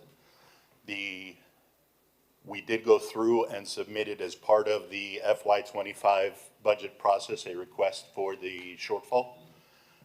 But it was not recommended, number one, because of the size of the ask, and number two, because it is a county right-of-way and a county responsibility. It is programmed for potential FY26. What is that financial ask that would be borne by our city? We are looking for a total city contribution of almost 3,178,000. If I can, just, this Yeah, project please. is listed in our CIP. It was not recommended by the administration to move forward, I think, on the project. I don't know if David wants to add anything to that. The Pine Tree Drive Circle, that's just our commitment, so this would be a $6.4 million? That's correct. And what drives that? Is that how we should think about the cost of traffic circles in general? Are there nuances about the location here that make this so complex and complicated? One of the challenges here is because the design involves a single lane roundabout, the merge distance required, because it is a 2-lane road, to get down to 1 lane pushes the footprint in both directions, so it's a much larger project. And because of the distance between 46th and 47th Street, we had to address that intersection and the merge length as well. So I want to think ahead, and I want input from my colleagues here, because this has been something, as I understand, though I haven't been involved, traffic calming requested by the neighborhood for years, and they've kind of been given the, go-around for years now. I was trying to stop myself from doing that. That would have been about the 4th pun of the day. So I was actively trying not to do that. We want to bring traffic calming measures to this area. It's needed, it's been heard by the community, but I can't sit here with a straight face and say, we're going to prioritize $3.2 million in the 2026 budget. And I don't want to just keep kicking this down the road and say, we're sitting here a year from now and saying, well, we'll do this in 2027. I just don't know when we're going to have $3.2 million where we say, go do this for that. So I want to hear from my colleagues. I think it's important to have traffic calming here, but are there more viable, more viable solutions that we could have that are perhaps cost effective? And Commissioner Rosen-Gonzalez, Fernandez. Jason had a really interesting slide when he was going through the budget. What were the percentages that we spend North Beach, South Beach, Mid Beach? I don't recall off the top of my head. Obviously, it's different based on police code and capital improvements. But I believe, and that was Commissioner Bott's item, and myself and Tamika worked with her on that. And I think that it was pretty fairly, if I recall, and Commissioner Bott will jump in if I'm off, it was pretty fairly split. And actually, I think there was some surprises. No, it was not. It was like Mid Beach had something like 12% spent on them. North Beach was in the 20s. It was something. It depended on the service. On the service. Yeah. But it was very, very low for Mid Beach, meaning that we really, when we look at how we spend our money, we spend almost nothing on Mid Beach. And so when we look at this, I'm telling you, that slide, I need to get a copy of that slide, because when you saw the percentages, it was very shocking. So when we look at how we're spending, if this is something that Mid Beach, wants, that's why I was so happy that we're finally pressure cleaning sidewalks in residential neighborhoods, because they're going to finally see that we're actually spending some money there. And I've actually noticed, and I don't know who's doing the sidewalks on Alton Road, thank goodness that is that us or is that the state? Up and down Alton, you can see that they're fixing Not sure, but sidewalks. it might be the county. Oh, it's the county? Right, 'cause it's a county jurisdiction, it's a county It's road. not, Alton Road is a state road. I'm sorry, I was thinking of Pine Tree, yes, it's a state road, that is being fixed by We the Department of finally are Transportation. getting, some of our sidewalks fixed, so it's the state doing it. But the point is when we looked at overall spending, Commissioner Magazine, and the only reason that I would consider entertaining this is that literally we're not spending any money in Mid Beach compared to North and South. If I can, I just got a text from our budget director. It's 29% of our CIP is in Mid Beach. And then, okay, what are the percentages for South? I will wait for her to text me. Okay, well, anyway. I would guess around a third, but yes, and 20, I thought it was way lower. yeah, it simply is, is the juice worth the squeeze for this, or can we find more cost-effective measures than $6.4 million? County money is still taxpayer money. Well, we have public comment. Do we want to talk, or do we want to hear from the public first? And then we can come back with our discussion. Well, I'd love to hear from the public, just because what my comment was, I really haven't heard from the public any support for this circle. I haven't received any emails. I've heard traditionally that this circle at this location hasn't moved forward because it's been, in fact, controversial with the neighbors, and that the neighbors, in fact, don't necessarily support this. And so with me, I mean, I just have tremendous level of hesitation, you know, putting such a large amount of money into something that I really haven't heard, you know, passion about from the neighborhood. So, Mr. Chair, I defer to your leadership Yeah. in running the meeting. If you wanna hear David, from the go ahead public. real quick, because I saw you put your hand up, and then I want to hear from the public. And I agree. I mean, we're not essentially having this in the budget this year, that it just then becomes like, do we continue having it saying, we're going to put it next year, not prioritizing, or do we find something that's more cost efficient? David Martinez, go ahead. Yes. Good morning, Mr. Chair. Thank you. I just want to clarify what direction administration is seeking in general. There's a couple of things we're looking for. Clearly, the funding component. Do we want to fund the additional gap that we have left after the county has put forth their share? But the first thing that we want to get direction and get your opinion on this is, this is a county right-of-way. Nobody disputes that there's conditions on this road that need to be addressed. However, do we as a city want to take on the responsibility of correcting these conditions on a county right-of-way despite them offering these funds? They have proffered an amendment to the original joint participation agreement of 500,000, as David Gomez mentioned, of another 2.8 and change, bringing up their total contribution to over $3.3 million, and that's fine. The next step is they're expecting us to execute this amendment to the JPA, which the commission would have to approve, and then that would go back to their board, to the county's board, for them to approve that, and the money would be in. So the first question is, do we want to take this on or look at it from a different angle?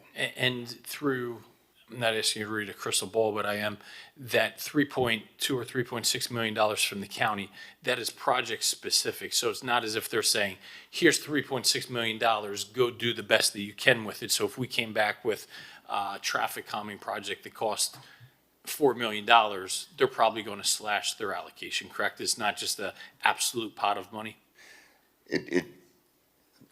It is a project-specific funding provision that they have given. Okay, let's hear from the public. Yeah. Can I just one point of clarification? So I know, you know, in the quest to do the best possible job to fix an issue, we sometimes have a tendency to put in the maximal solution, right? So when we were talking about road raising a decade ago, it's like, let's raise it to the 50-year level because that is the best use of funds and it'll fix it for half a century. But maybe road raising for 20 years is actually better now because we'll need to go back in and fix the roads anyhow, right? And so we've got an issue in North Beach where there's a traffic calming situation that was proposed to be solved by a roundabout that would take out a whole bunch of parking spots, and in fact, an adequate solution, a good solution, is a less impactful solution, right? So is this solution, the roundabout, the maximal version of a solution, or could there be traffic calming, which definitely needs to happen,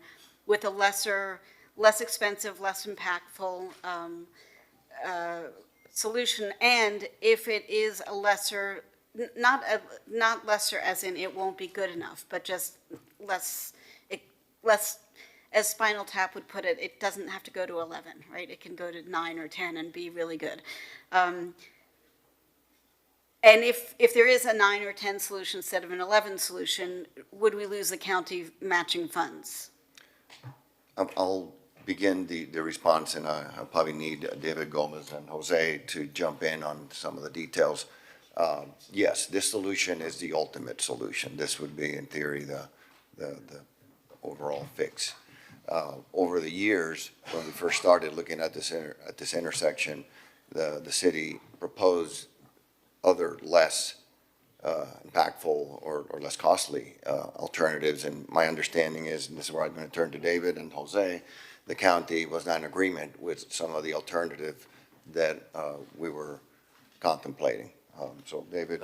That is accurate. We looked at solutions as simple as rumble strips or speed bumps, we received huge pushback from residents in the area that that wasn't an appropriate solution for the neighborhood, not only because of the discomfort of driving over them, but the noise it creates to the neighborhood.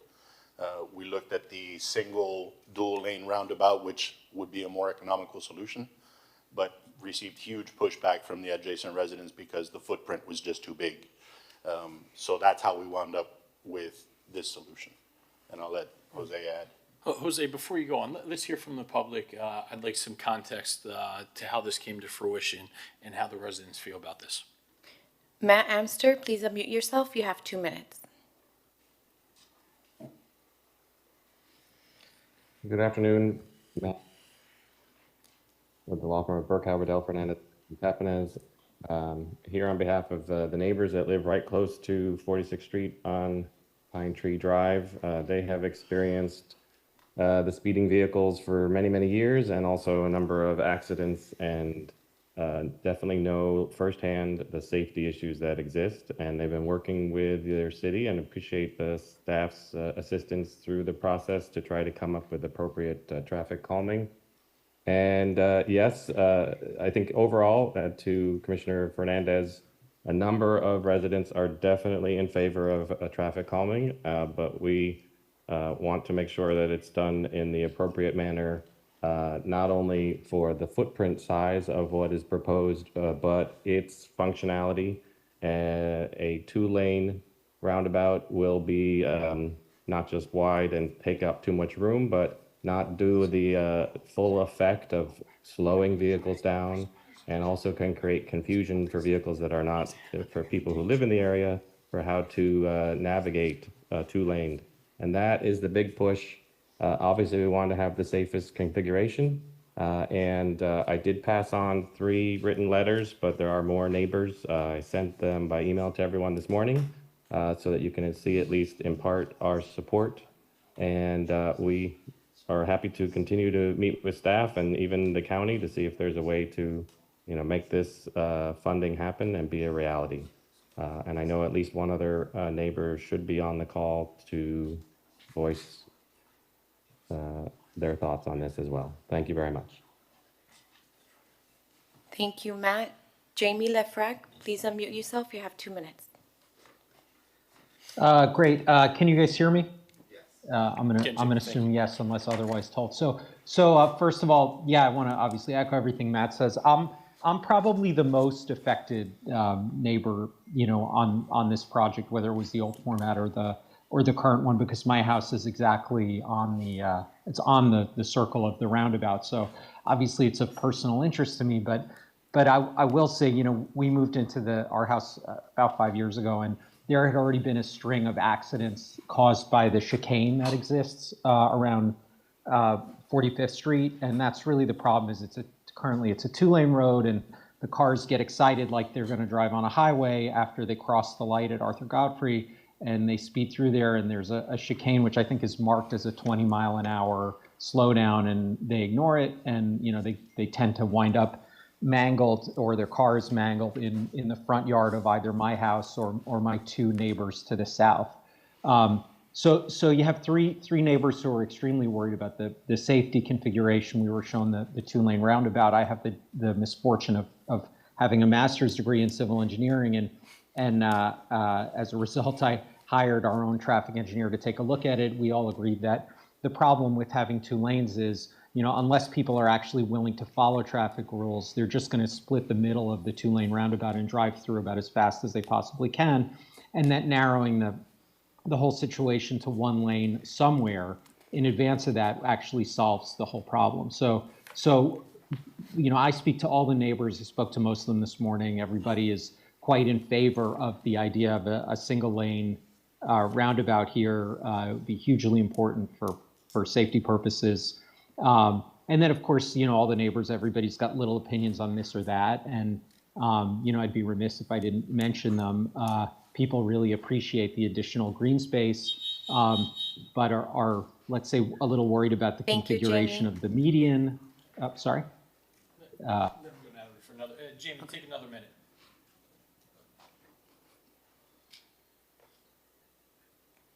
Okay. Anybody else? There's one more. Please, let's hear. Caller identified as caller in user 1, please unmute yourself.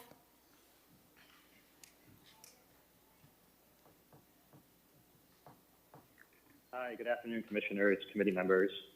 My name is Matthew Galtanoff, and I want to call and speak about this as well. As you know, you can't put a price on public safety, and as some of the other callers have mentioned, there have been a number of crashes in this general vicinity that resulted in deaths or fatalities and serious injuries.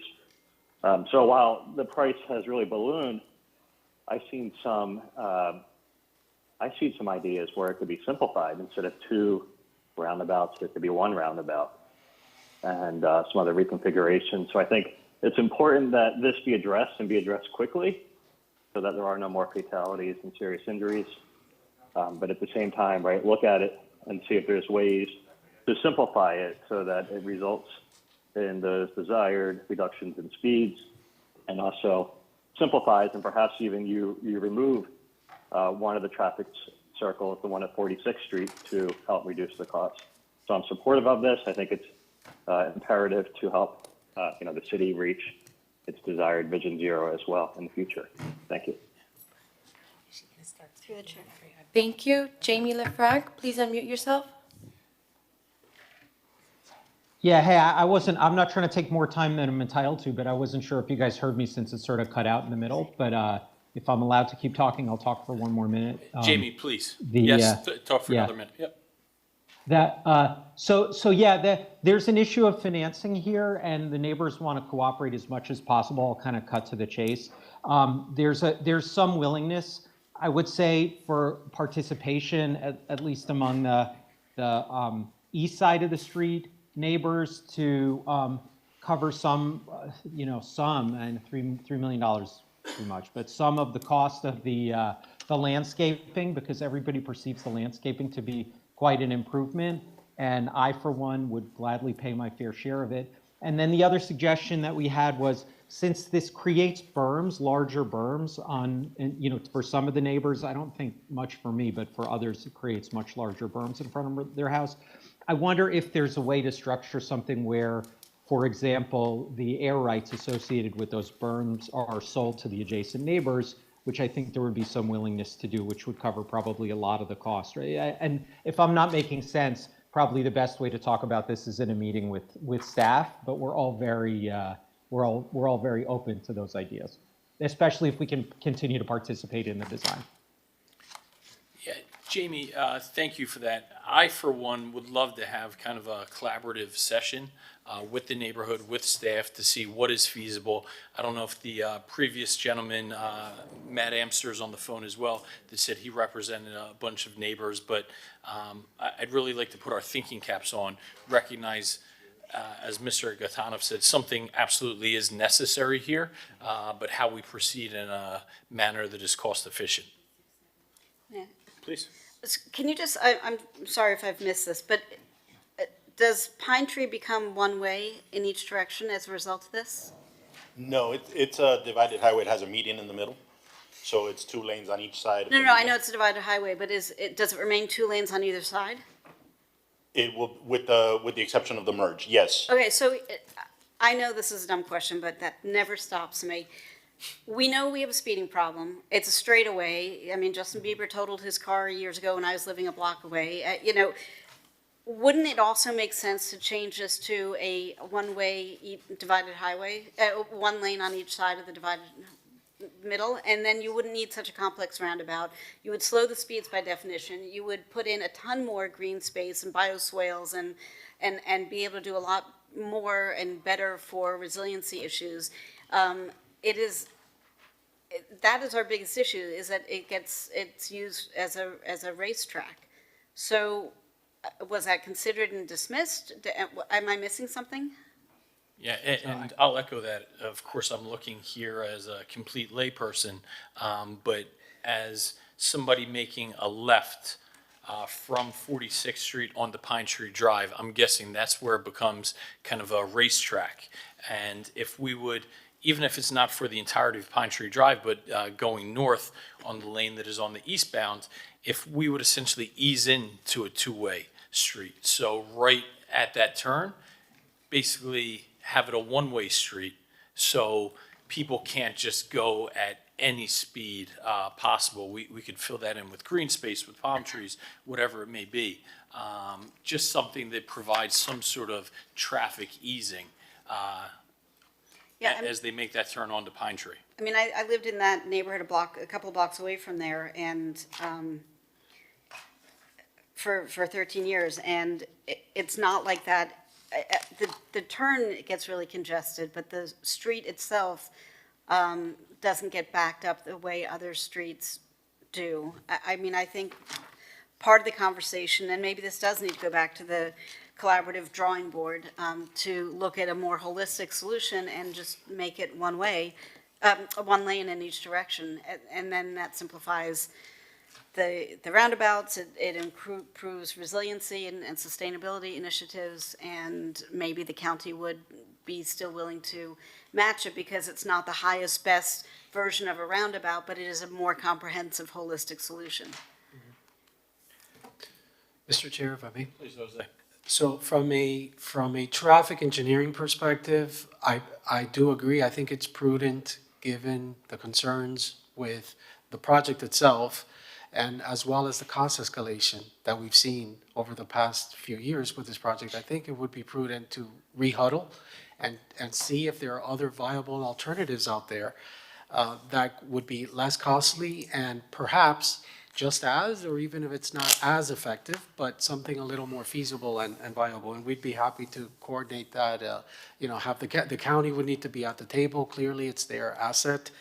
The other, one thing I want to mention, so Commissioner Bott, to your point, yes, this section is the two-way section of Pine Tree. There are 2 lanes in each direction, while the circle would reduce this area to 1 lane. The rest would still be 2 lanes. In order to look at reducing the entire two-way section to either one-way or 1 lane, or 2-way, but 1 lane in each direction instead of 2 lanes in each direction, that would require a whole separate traffic study than what was done back in 2020 for this circle. The study that was done for this circle, that recommended this circle, was very focused at the intersection, just the intersection of 46th Street, and then it was expanded to 47th Street. So it was a very focused traffic study that really didn't look at a whole lot of other alternatives.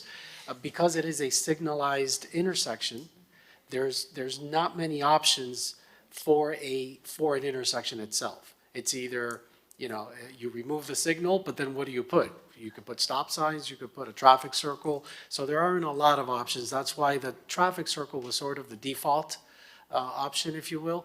But there may be ways of looking at the entire section that's, currently 2-way, 2 lanes in each direction. And just as a side note, we are looking at, or we are proposing bicycle facilities along Pine Tree Drive in this section. And in order to accommodate a bike facility in this section, it's really going to require removal of a lane. So, Well, I mean, it sounds like a perfect opportunity to really think holistically about this whole stretch. Resiliency, micromobility, and how to improve that. Traffic calming.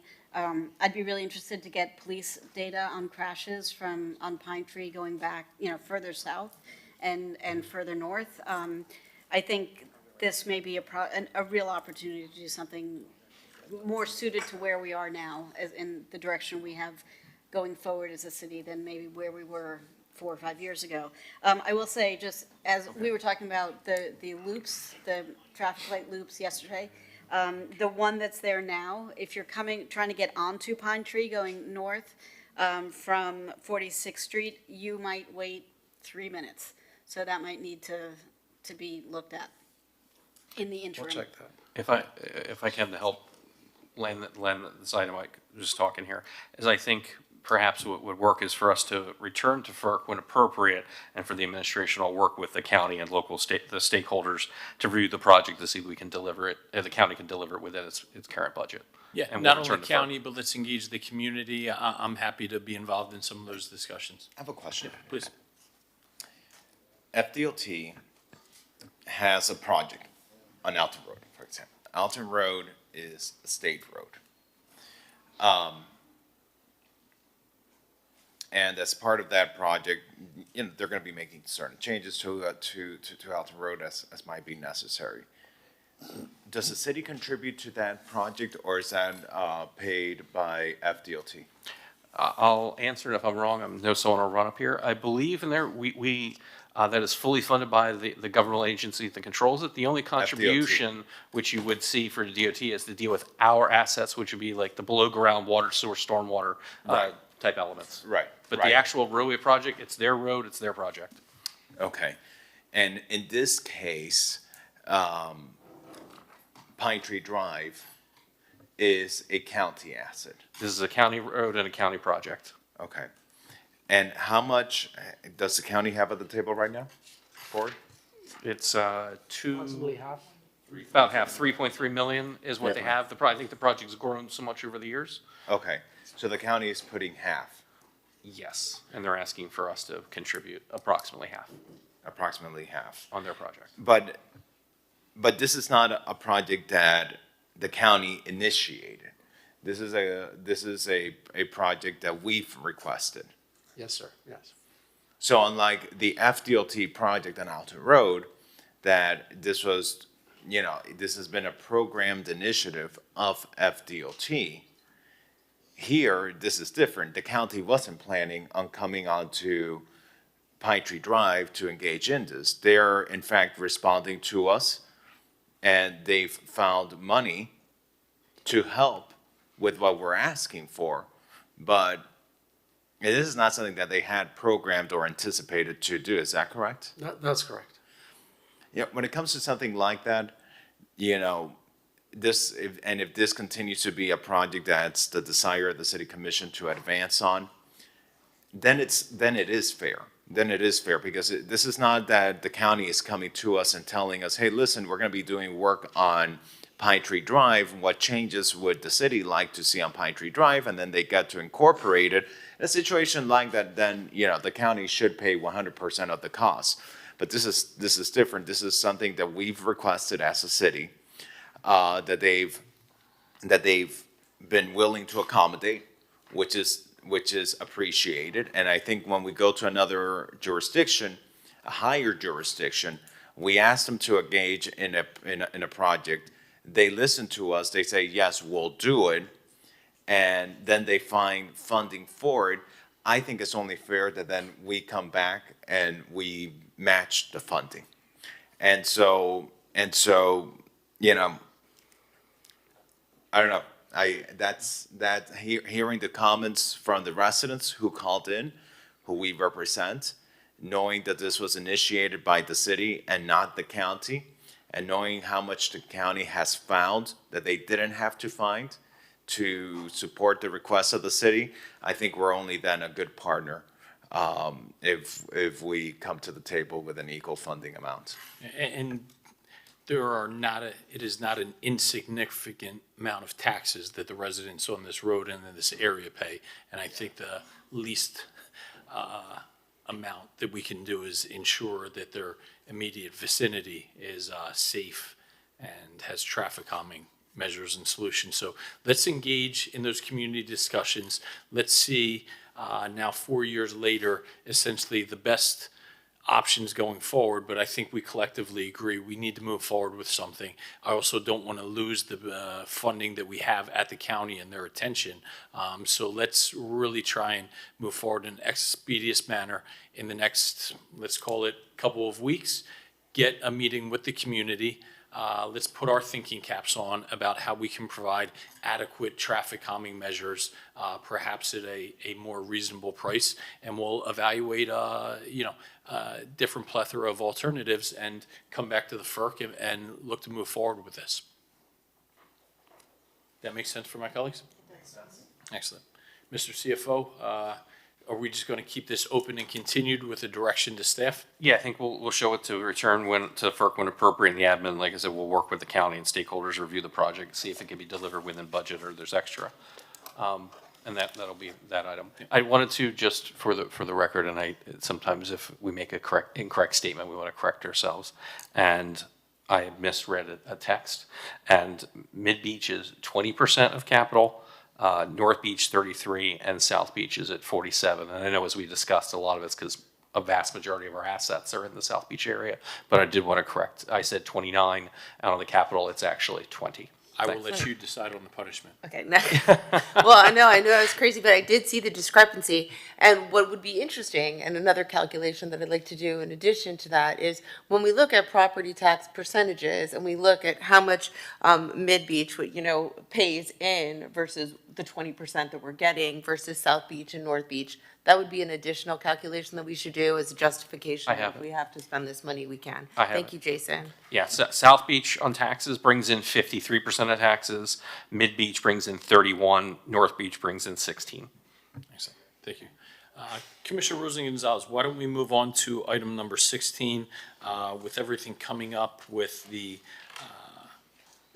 certifications of buildings and things like this, and, our residents being cost burden. I think this is such a critical matter, so why don't I turn this over and allow you to introduce this? I'll read number 16. 16, discuss discounting fees for existing buildings, recertification application processing fees to incentivize property owners to submit applications in a timely manner, number 16. So I know that you're probably all getting emails from constituents too that are concerned. Everyone's getting assessed. The reserve is a problem, and they're going through these recertifications. And we worked with the building department. Thank you, Natasha, and our now city manager, Eric Carpenter, for working with us. And listen, I know that these are not massive discounts, but sometimes the recertification fee can be as much as $350,000. And thank goodness our building department can afford to discount these fees. And what they did was they scaled it. So in year one of the program, you'll get 75%. Well, it should probably be the calendar year 2024. You should make it 2024 and 25 and then 26, because we're already, more than halfway through 2024. But so right now, we have 187 buildings due. If they come in right now, we can give them 75% off.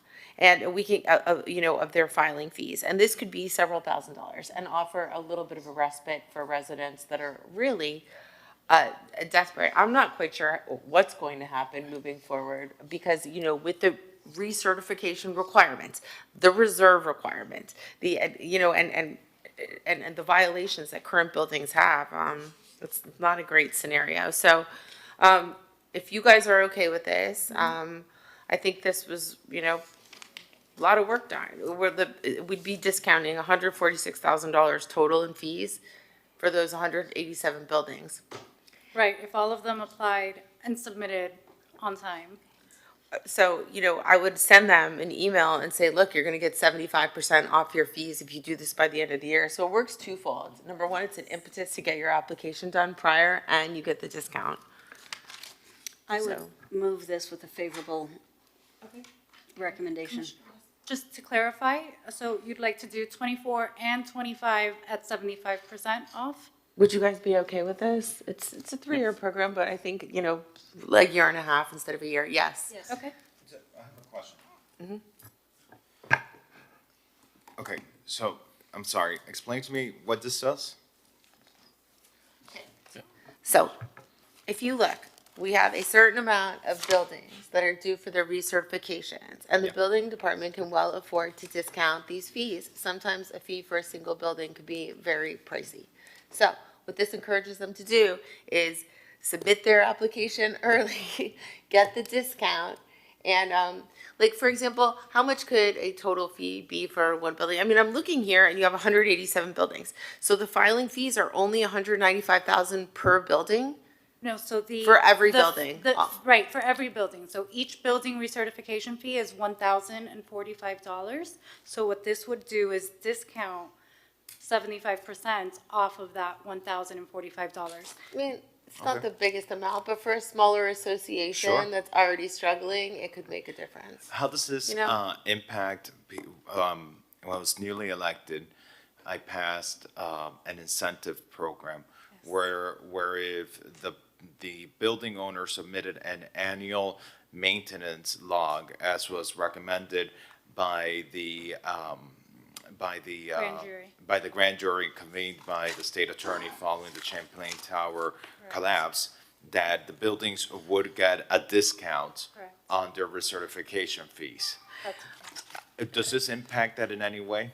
No, This works well together? It'll work well together, yes. Okay, all right. Can I ask one question? When we initially did this, I thought we were offering like 50% off the total like fee schedule, but this is only off the application fee. What happened to offering the 50% off of our entire, the entire amount? Not just the filing fee, but what we were going to charge them. For example, one association came to me, they said our filing fee was $350,000. This is crippling us. So when I sat down with you and Eric, the idea was not just the filing fee, it was to give them the 50% off that entire fee. So if I may correct that. So the filing fee for recertification is only $1,045. Now, let's say they have repairs that are needed because their recertification report says that they need repairs to structural or electrical, then they would need to obtain permits, regular permits. So it may be that in that case, their repairs, the permit fees for those repairs amounted to $350,000. What would the economic, I would like to know, I mean, this is okay, but I don't think it's any change maker at all. I thought that this is gonna be way more aggressive and help associations much more. I mean, we could move this forward. I would actually like to give you a couple of months to come back and give us a percentage off of the entire As fee if- yes. Permit fees. Yes, just for recertification fees over the next 3 years, because I think that would actually make a lot more sense. If your fee is $350,000 and we can reduce it, and the building department can afford to reduce it by $175,000. These are simple recertification fees. The building department is making the majority of its revenue from these large projects that are being built across the city. So could you come back with, in addition to the filing fee, the entire, So I will preface by saying it's very difficult to estimate what somebody's permit fees might amount to, because we don't know what kind of repairs would be needed as part of their recertification process. May I make a Yes. suggestion? So maybe you can, when you evaluate this, you could do it by tier, like if your permit fees are gonna be below whatever, it's this percentage, if it's Okay. between whatever plus, 25%, and do it that way, so that, I think what we want to do is not only incentivize everybody, but also protect maybe the smaller buildings that are ripe for poaching. even the larger buildings are being hit by this. No, because they're everybody having, is, everybody is, but, so, Understood. Definitely, we can tier it like that and come up with different options for that approach. And I would do something aggressive based on what we can afford to do. And it's only over the next 3 years. Well, I think the state of Florida is working this out. I think they realize that some of the new condo laws have serious problems. And Yeah. they're coming up with financial solutions. But in the interim, this one building, and it was a larger building, came to me and says $350,000 application fee. We just can't do it.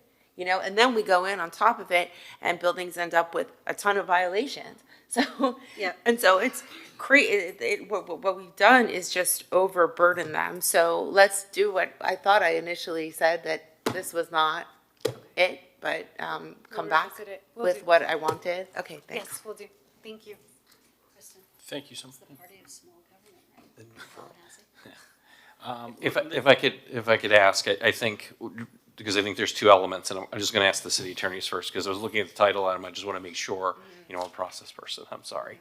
Can this return, to FERC with a different permitting fee discount program, or would that require a new referral? Because there's a commission meeting prior to the next FERC meeting, I would suggest that we get commission direction to do what she would like to do, which is different from what was understood apparently. Okay, actually timing wise. Hold on.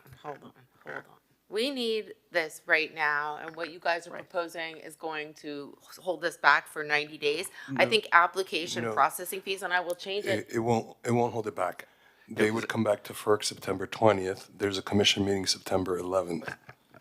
But I want to approve this program September 11th. I have a question. Yes. Okay. Why is it that you're saying it needs to go back to? It doesn't. To commission? doesn't, Rick. I understand it doesn't, but I want to understand the rationale. I was just requesting some insight from the city attorney just on the title, if it required a different one. But I think just timing wise, I think. Okay, from your perspective, why would it have? Just reading the title that this was specifically about, discussing the recertification application processing, I just was asking the city attorney's opinion. But I think either way, Application it's a moot processing fees, point. it's a wide umbrella. Yeah, And I think that there's absolutely no problem doing this. I'm not taking it back to commission and deferring this. I'm sorry, I'm overriding this. This committee can give this type of direction. We always have in the past. And when you look at application processing fees, that's what this is, processing and permitting fees. Did you want the program that was discussed today to go back to commission for approval? Not yet. I would like to have something for September that I will present to the full, what did you say the date was? The commission meeting is the September? Is the 11th, and FERC is at the end of the month. So I would like to work, our office is going to work with Natasha in the interim, I suppose, and bring something forward to, at least I know that you guys support this. So we will go and we will, I guess, rework this entire item and bring it to the full commission with what we asked for, okay, for September. So I guess this committee is doing nothing with it except, it doesn't make sense to do this $1,000 waiver fee. I thought, Yeah, we want something that moves the needle. that really is. Here's a solution, if I may. Take it to commission with the amount that you'd like and include a waiver of referring it back to FERC because it might exceed 75,000 as far as impact. Okay, so that would be my motion. We could Is do that that. a motion? I don't know. So Okay, if I can, bring it back. it's being sent to the commission with a favorable recommendation on this program? This will be if you want to recommend this program, you send it with a favorable recommendation for this program, and then you create a new item to address the building permit fees, and that one will just come straight to commission with a waiver of the FERC referral. And we can't Right. just include that in the recommendation for this item? We could, because permitting processing fees Right, it's could be pretty many broad. things. We'll figure out the process, Okay. but we'll get what you want. Right. So we'll return the commission with a favorable recommendation to implement the option one as modified for discounting fees for the existing building recertification application processing fees, and also to develop, to approve a to-be-developed permitting fee discounting program. I like this theme of an efficient, streamlined government today. Yes. Perfect. Okay. And I Let's, think that gets both pieces. It's this program, plus it gives you the time between now and then to develop a secondary one, which is the permitting one, which I believe was the intention. It's, okay. Yeah. Let's go on to item number 13 and 15, Commissioner Bott. These are kind of waste hauler related. I'll read number 13, discuss the proposed amendment to sections 90-276 to 90-278 of the city code, clarifying the circumstances under which a roll-off permit and payment of the percentage of gross receipts is required from those individuals and entities engaged in demolition and/or removal of construction debris and/or bulky waste in the city, and providing limited exemptions from obtaining a roll-off permit, number 13. Number 15, discuss incorporation of the single-family recycling program fee, which is presently covered by the Public Works Sanitation Fund, as a distinct line item on the utility bill to pass through the Miami-Dade County fee, number 15. So I will let Brad and our CFO get into the weeds on this, but I will preface both of these items with, these just annoy me, because it is, in both cases, one, a sin of commission and the other a sin of omission, an issue of fairness and integrity. The item 15, I don't know why we are subsidizing one set of residents and not another, so that is just a cleaning up with a minimal impact to private homes, which generally speaking are the most able to afford fees, so it's not damaging anybody's income. And then so that should be an easy yes. And then the roll-off fees is a sin of commission. And that is just really annoying to me because you've got people who are demolishing buildings and taking waste away and claiming that because the items are not being hauled off in something with wheels, that it doesn't count as being something that would fall under a roll-off fee. And that is just absurd to me. So I would like to clean up both of these items, and Brad, go for it. Brett, feel free to disagree with her if you want. No, she's doing great. I agree. So for item 13, we have a little PowerPoint presentation, and I'll try to really go through that pretty quick. But as Commissioner Bott was explaining, so the way the code was written, it really only covers certain elements of picking up construction demolition material by roll-off, by having a roll-off container out on a construction site. And that, we have a list of active contractors that, are basically doing those kind of things. However, what is currently not in the code and is missing is language as it relates to any other way that people who are engaging the collection of C&D, which is construction and demolition material, either through demolishing, oh, there it is, okay. Here we go. I'll try to run through these slides now quick on that. We can go to the next slide. Okay, so here I'll try to go through this rather quickly. So again, as I said, the current code, which is under the term roll-off contractors, is designed to have anything that's involving the removal of construction and demolition material. And there's a process to go through that currently, where you have to obtain a business tax receipt, you have to have roll-off fees, franchise fees that you have to be paying on a monthly basis, and you need to also have a permit to pick up the C&D. But what this fails to do is there are other ways that you can pick up construction and demolition material when you're working on a construction site. And I'll just use the DeVille as a good example. So they didn't have roll-off boxes out there, containers. What they did was they had like dump trucks that they used to basically take all the stuff away while they were using a piece of equipment on site that was basically loading them all up. And the way the current code is written, it's just gray. It doesn't really cover that, and it makes them, when they do a project like that, any kind of demolition hauler, it gives them a loophole to not have to pay franchise fees. So what we really did here, and thanks to the help of the city attorney's offices, we really we're cleaning up the proposed language in all three elements of the sections between 276, 277, and 278. We're changing the titles, so it's very specific that these are for construction and demolition permits. And any contractor who is engaged in that business needs a permit.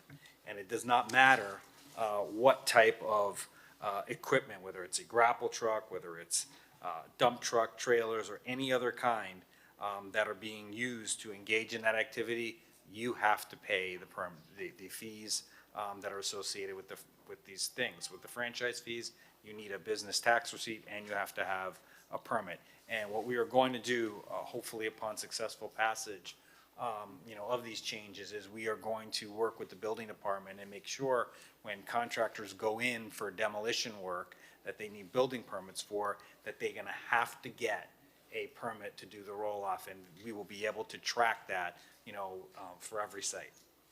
Go ahead.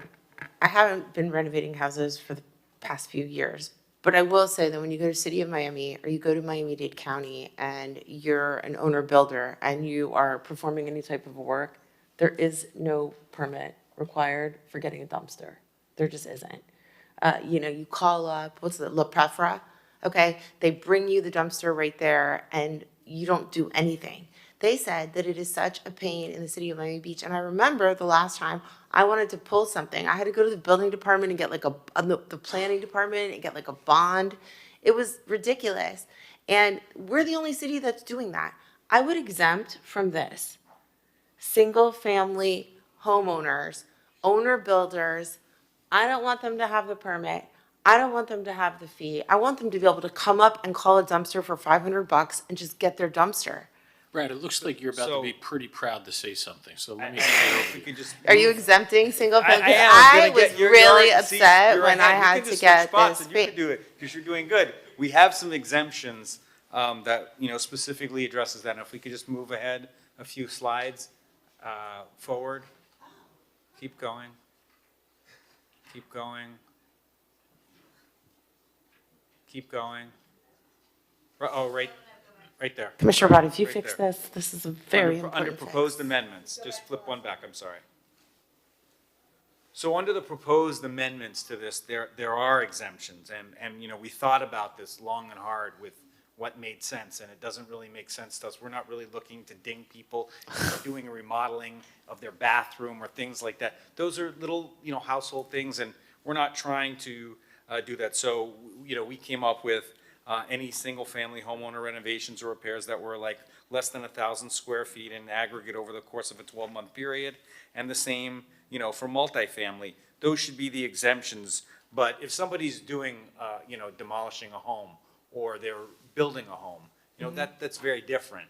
And in such, that's where, you know, we think the requirements should be the same. But any, you know, renovations of any sort of that little nature, we agree that they should be exempt from this. Also, okay, go ahead. Yeah. Just looking at B, number 3B, I would say confined to a single unit might be problematic, because if you're in a fourplex, for instance, and there's a leak upstairs and you have to replace that bathroom and it affected the bathroom downstairs, you're going to be doing renovation on 2 bathrooms, and so maybe that should be exempted. Also, it should be exempted from planning department review. I don't understand if I want to have a driver, if I want to have a container in my driveway, why I have to go to the planning department. And I don't understand also with this initial thing, there was a bond requirement. Why do I have to get a bond? If I want, I mean, I think that's a building department thing.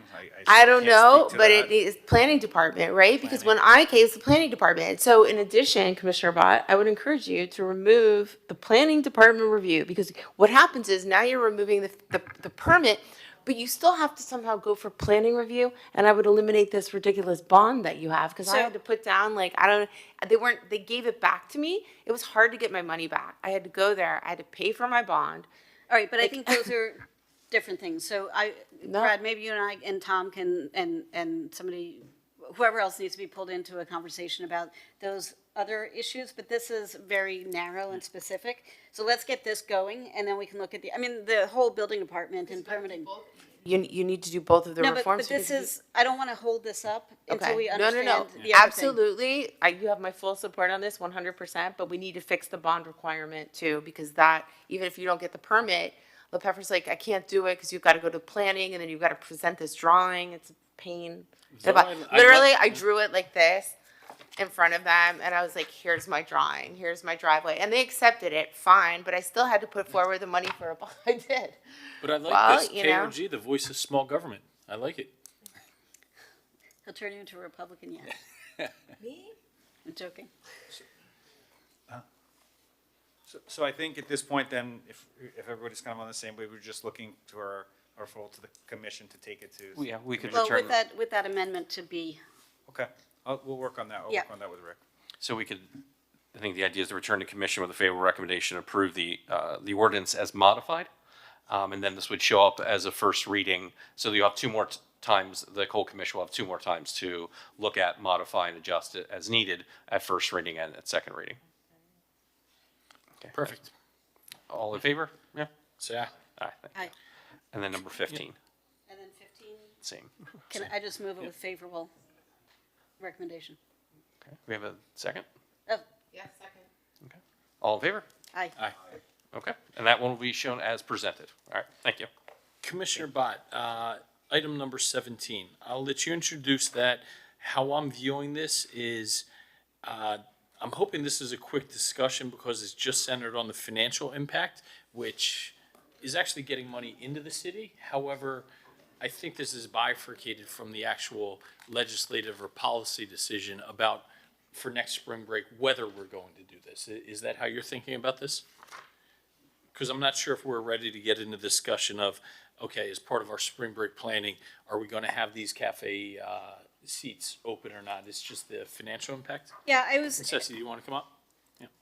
You know, it was, the idea was to understand what we are losing, what business owners are losing, what the city is losing by not letting them have their cafe seating during the less fraught times of spring break. And so I thought having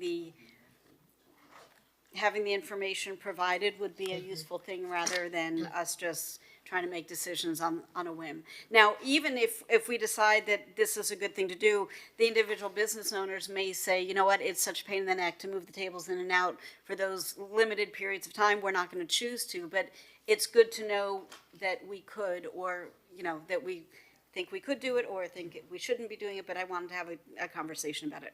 Less policy and more information to make those policy decisions. Sure, if I may. I was informed about this just last week. Not sure exactly what was the intention, but everyone comes to Miami Beach to sit outdoors. Ocean Drive is predominantly all about our sidewalk cafes. Some places have patios, but some of them don't. So as much as the interior space may be large with lots of seating, everyone wants to sit outside. And each one of those seats have a value, right? So any day that that sidewalk cafe is closed, there's a value to that one seat or 50 seats or 90 seats. So the best time also to go to Ocean Drive and sit is after 5 p.m. because that's dinner time. So that is probably the highest revenue base that they have of their 3 meals, breakfast, lunch, and dinner, is their dinner.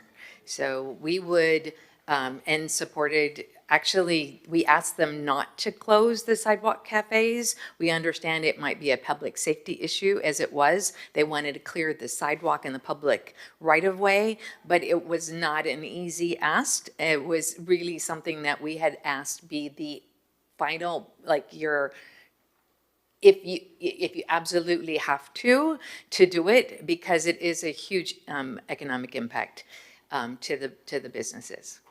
There are 43 cafes, just to let you know. I mean, it is that much of a economic revenue generator for the restaurants that there are 43 cafes on Ocean Drive. And Ceci, thank you for that. And I would just say this will become a policy decision, and let's not wait until January or February to engage in these conversations, because as we saw, once this plan gets baked, it becomes hard to peel back the onion. So I would say as soon as summer is over, September, October, let's have this now, because I'm sure one of the first priorities of our new city manager and their esteemed staff, our former interim city manager, I'm sure they're already putting together that spring break plan. Commissioner Bach, Commissioner Fernandez have both had immediate conversations post-March about what worked, what did not. So let's start those conversations before the spring break plan develops, and then we can talk about the merits of keeping these open.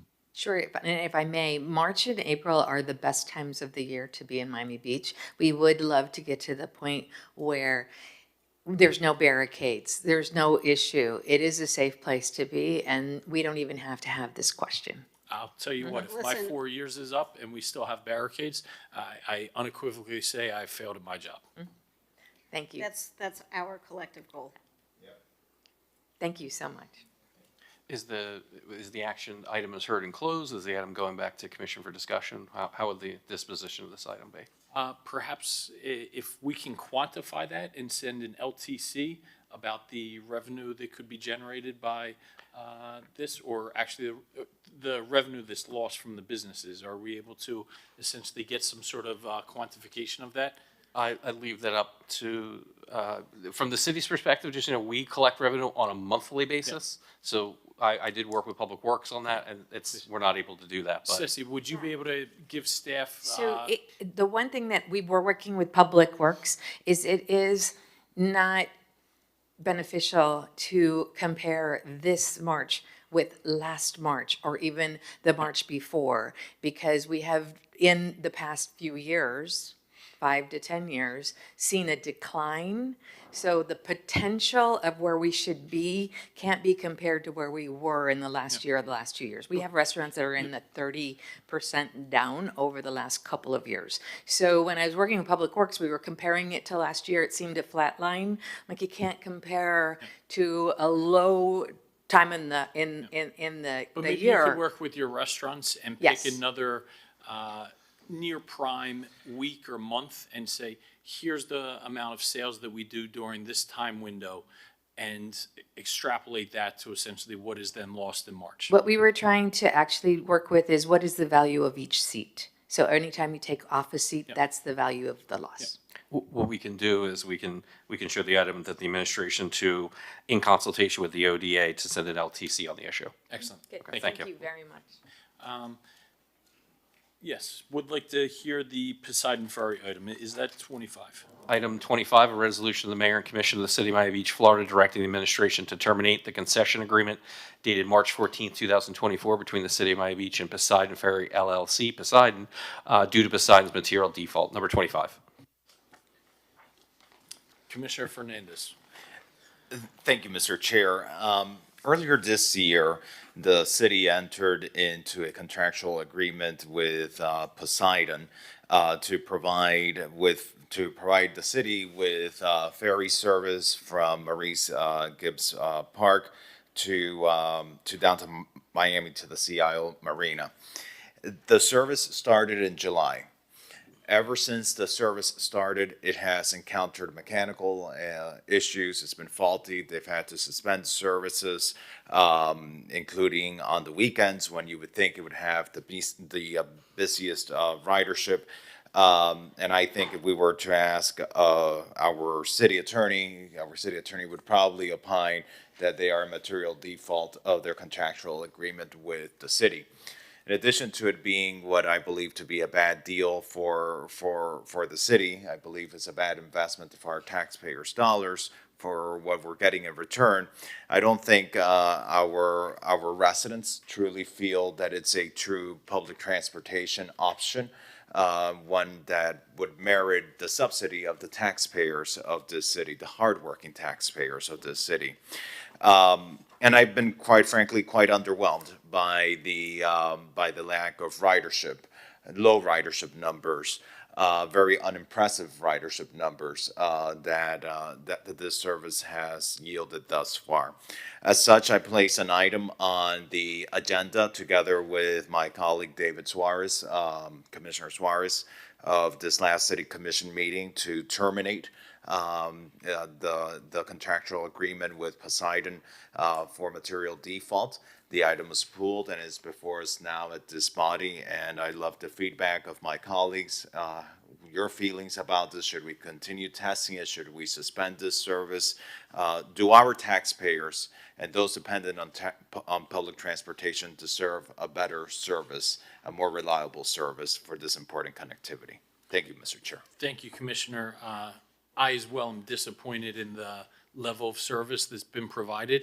The only way this could ever work, the only way, and even then the jury would still be out, is if they can provide a consistent service where workers can say, I need to be at work in Sunset Harbor at 5 p.m. I know I can get the 4:15 ferry or whatever it may be. Without providing that level of consistency, this is never going to have adequate ridership that justifies the use of our taxpayer money. That being said, if we move this to the full commission in September, they will have a month and a half to prove that they can essentially step up to the plate and turn this around, right? This isn't terminating today, but my recommendation would be to move forward in that direction because they have shown that they are not a reliable partner, and our taxpayers are not getting the return from their money that I think we all deserve. However, if they are able to provide I'm not tied into that decision. So if we are showed that they provide an adequate service through September and ridership increases, I am free to approach that decision at the September commission meeting with a free and open mind. Yeah, I jumped on as a co-sponsor because, I've lived in cities all over the place that have very robust ferry services. Even Fort Lauderdale has a smaller but very nimble ferry service that seems to work very well. I never understood why this was contemplated in its form as it is now. And I also didn't understand when we heard from residents that one of the uses that they would love would be to be able to take it over to see a Heat game or to go see a performance at the Arts Center, but you might be able to get there, but you can't come back because ferry service ends. And so The whole thing seemed sort of half-baked to me, and I would love to see a ferry service, but I don't think that this is the version of it that we need. So I'm fine. And by with- half-baked, you don't mean like cookie dough ice cream half-baked? No, not the fun kind. No. Or maybe our non-drug-free workforce half-baked. So, just so that you guys know, over the past 8 years, we have put this out to bid. How many times did we bid this out? That I recall at least once. But We this have- one was a bid waiver, We is have, that This one correct? was a yeah, bid waiver. we This was have a bid bid waiver. this out, and nobody has responded. And it's not once, Jose, it's been at least 2 times that we bid it out. Now, we initially did the service with Poseidon, and they were charging exorbitant rates. Then we canceled it. But the reason that we have this going right now with the subsidy is that in order to apply for federal grant funds, we need to prove that we have something. Is it perfect? No. I sent my legislative aide, Jacqueline, to ride it the other day, and she actually had a pretty agreeable ride. Based on the feedback that I was getting, I thought it was going to be awful, but she took pictures of the entire boat. She said it was actually a very pleasant ride. It drops you off by Casa Donna on the other side. And I think, and here's what I would ask of all of you, I think Poseidon realizes that they need to step it up. They're probably going to have to change out their equipment at some point in time. But it had a ridership of nearly 1,000 people, and it's free right now. What I would ask, so that we can show that we have some sort of a service, so that we can apply for the federal funding, so that we probably can help them get a better boat, is to not interrupt the only thing that we've got. Because if we do, this has been going on for years. I guarantee, I don't know what was wrong with the past bids that we've put out, that we only get Poseidon, but to see it finally launch after so many years and then pull it, I think we should give them a chance, kind of like the little engine that could but can't right now. But that may.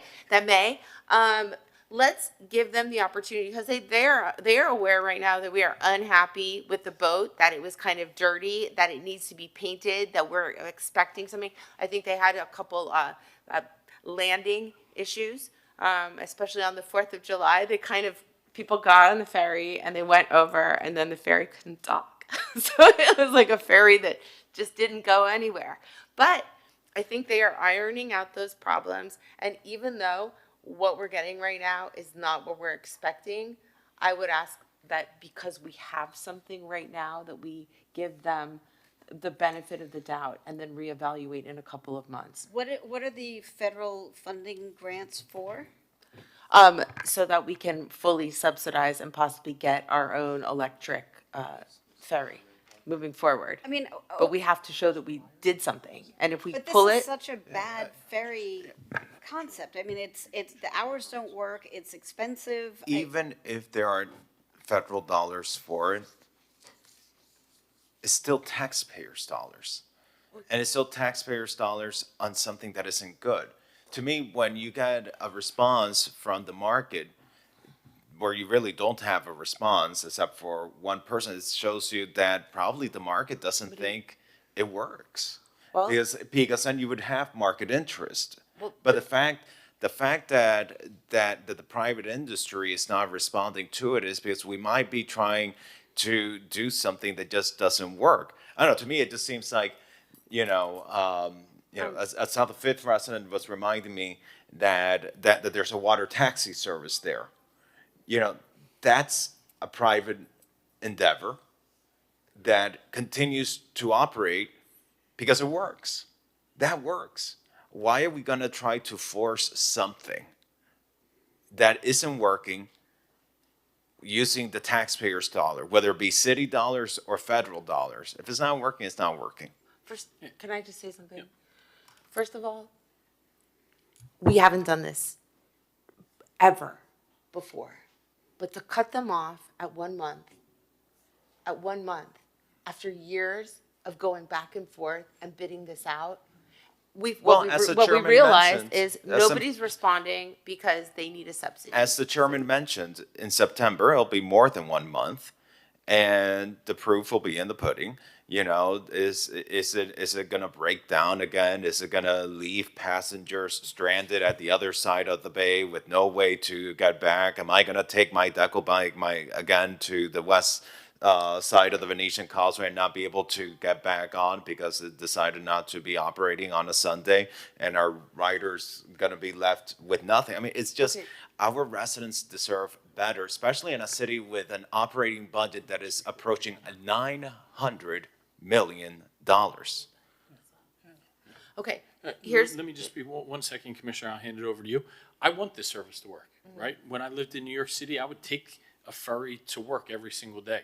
And I recognize that even in New York City, where they have very high volume and ridership, higher than we will ever get here just because of the nature of the density of the city, even that needs to be subsidized. So I understand for a successful ferry service, it will need to be subsidized just like any public transportation. And we've tried it before. Right, so I want this to work. In its current form, it's not. So when you say give it the benefit of the doubt, I'm making up a term, I'm going to give it the non-benefit of the doubt. And this is just deja vu. We've tried it. So We've tried it. if they come back and they show that they've actually enhanced their services through September, I approach it with an open mind. But I want to send a clear message that they can't continue operating in the capacity that they have been. have any of us ridden it? I tried. You have, you read it? It was And terrible? No, it's not terrible. It's a fabulous ride. Commissioner Wilson Gonzalez, I tried, and the day that the city attorney and I were going to try to go, it wasn't working. And then on the Sunday that I was on my city bike and I took it to, across the Venetian Causeway, and I got to the marina, and it's out of service. And that's the thing with it. It's not reliable. Okay, can I just chime in? Between now and September, what are the hours, Commissioner Bott, that we need to do? We need to extend them to like 11 PM or something so that Yeah, people 11, can get back? 11:30, you know, whatever. So, And maybe not every single day of the week, but maybe Friday, Saturday or something, I don't know. on weekends, Friday and Saturday, we would like the ferry to go till midnight. 11 PM or midnight? If you're Look, going to I wouldn't do it just now, you know, based on what I say. They should look at the schedule for the Arts Center and for the Heat games and the stuff that's down there. And if there's look, maybe it's really quiet right now because it's summertime and there are no events. But if they're going to be a service to connect our island with the mainland, it shouldn't be just a service for people commuting. It should be a service for people who are, you know, looking to not sit on the MacArthur for an hour and a half to get to a Heat game or to see a show. Here's what I would say. I would like to help them grow and fix it because it's been too many years of trying it. And right now there's something. Now, let's work with them and help them. Jose, Commissioner Minor passed this item. How long did it take from the time that we bid it out until the time that we launched the service? That in itself was like over a year, right? A year and a half? It took several months from when it was approved because there was a permitting process involved. It is A like, term yeah, process. so to just say right now, to give it the axe because they're fine, because they're having issues starting it up, I think would do a disservice. Let's see what happens between now and September. And I know that it's not perfect, and I'm hoping that we can start working so that somebody knows how to do it, because it's the unknown. We just haven't done it. And to say to somebody who hasn't done it and nobody else wants to do it, and the only little engine that wants to do it, to just say, you suck, and we're cutting you off after like a year of permitting, I just think that we should try to work with them. Jose, they understand that everybody's unhappy and they're on the chopping block for how many times have we cut them off now? It's like the third time. We've brought it. This is the third time. From day one, we've brought issues to their attention. Yeah. I mean, we did this under Mayor Levine. We did it under Gelber. I mean, we've done this but the thing is, Alex, is that nobody else is willing to do it. So at least with the one entity that's willing to make an effort, let's work with them this time, because now we got them the subsidy that they need and they understand what's going on. Give them until September. It's too, you know, I just find it so interesting because like here we are, you know, pushing for something that you know constantly hits rough waters, that can navigate its way through. No, pun intended. And so we get passionate about continuing something like this. Yeah, like things that we know that will work, for a variety of reasons, we decide to stop, like real public transportation, like the Bay Link, like we stop it. And that's something that we know that would work, that will really serve an important segment of our population. And so, like real public transportation, we stop it. It's something that can really provide real connectivity in the region. And then here we sit to just waste, because it's really what we're doing. We're wasting. We're burning through the taxpayers' dollars on something that was a failure already once. We're pushing it forward again just because we want to push it forward. And it's a disrespect to our taxpayers. It's not right. It's wrong. Let me say a few things. Number one, I just got a text message. Their BTR does not allow them to operate past 8 p.m. So why don't we give them an extension on their BTR and allow them to at least operate until the end of a show at the Art Center, or the end, look at the schedules for what's happening, extend the hours on their BTR, because they've been set up for failure. Number two, I would say it's not a waste, because we have to try to figure this out, Alex. I mean, it's not a perfect service, and I understand that we're cutting it off, but there's something there. And I don't know, I've seen this happen too many times and cut them off too many times, and we've set them up for failure. Even their BTR is skewed. These are things that we didn't know until we started the service. Now we understand. You're getting there, we need to go past 8 p.m. But if we don't even have this trial and error, we're never gonna find out. And by the way, you can cut this off, and I will sit here and say that we'll probably never, ever have a ferry service. So I'll say this, right? We're not cutting it off today. We're never gonna get it. I'll say this, we're not cutting it off today. I'm not gonna be in favor, because actually I think it would have to go back to commission anyway has to go if we're to going to commission. modify hours and things like that. The most elementary thing that they could do is show that they can provide a reliable service. Yeah. If we're not getting notifications every other day that the service is shut down, that's their first win in my book, right? And I'll look at ridership afterwards, and I'll understand that it's the summertime, summer months, and they're just getting up. But they need to show me, regardless of what their hours are, is consistency. And that's a very low threshold. That's what I need to see before September, that they can operate this boat in a manner that allows our residents, our taxpayers, to rely on this service, right? So I don't need the hours extended or things like that. We're giving them a chance, essentially, through September, and we're going to have this discussion then. And Commissioner Rosa Gonzalez, listen, I understand where you're coming from. You're trying to make sure that residents have an alternative, and I know you're coming from a good place. And I think, in September, as the chair mentioned, we'll have better data, and let's make a motion to send this resolution terminating the ferry service back to the commission, so that we can discuss it in September, and with better data, make a determination at that time. And Commissioner Bott, and then Commissioner Rosen Gonzalez. And Jose, I talked to, I can't remember who in the administration about this also, but they were saying that residents would ride free through July 31st, but they've been out of service for at least 5 days, maybe more. So I would like to request, and this isn't a thing that we have to vote on, but when you're talking to them, that they should extend however many days they were out of service, they should extend that free ridership. Can we into anchor this September. discussion? We'd be happy Yeah, I just to wanna- relay that to them. What's that? We'd be happy to relay that Thank to you. them. I think it's the fair thing. And do we have public comment? But can I say something? Yes, first? Commissioner Rosen Gonzalez. And the final thing that I would like to ask is, all of these times that we have bid it out, why do we only get Poseidon? Why?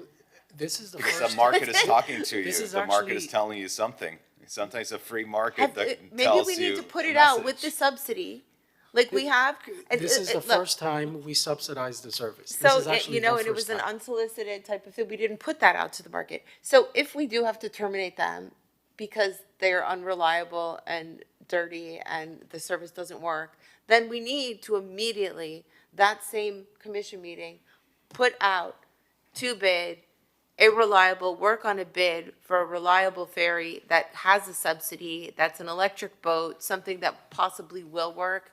And I would get that started at the same time. I wish we could give the direction right now to do something like that. And So you could start working through- on Through it. the chair, that's actually been, that's our path forward. This service that's currently in place with Poseidon is actually just a 12-month pilot program. And the idea was to put together a competitive solicitation and go out to bid with engage a company through a subsidy, through a similar arrangement where the city would subsidize it. But this pilot program was just to get something in sooner rather than So that we have something.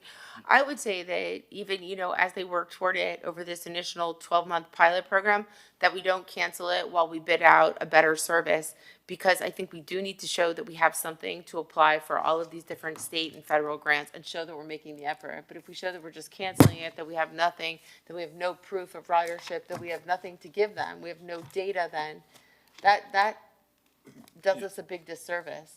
So Yeah, so let's move this forward to the full commission in September, right? Regardless of what happens here, we're not terminating anything today. And we'll hear this at the full commission in September. And the resolution is going with a favorable recommendation? Yes. Okay. Yeah. All in favor? Aye. Aye. Is that unanimous?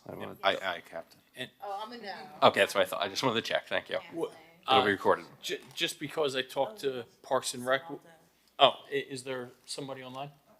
No. It'll be for the, would my colleagues be willing to entertain one additional item about number 22 about the Miami Beach Summer Camp? If we need to leave, we can. Just because I told John. Yeah. Yeah? And I don't think we need a full quorum, because it's just feedback. Yeah. John, please. And it's especially timely, I'll give a little plug. My daughter, Capri, is at Flamingo Park Summer Camp. I had her in all these fancy camps. Last year was like keeping up with the Joneses. She came back and goes, Daddy, Flamingo Park was the best camp in the world.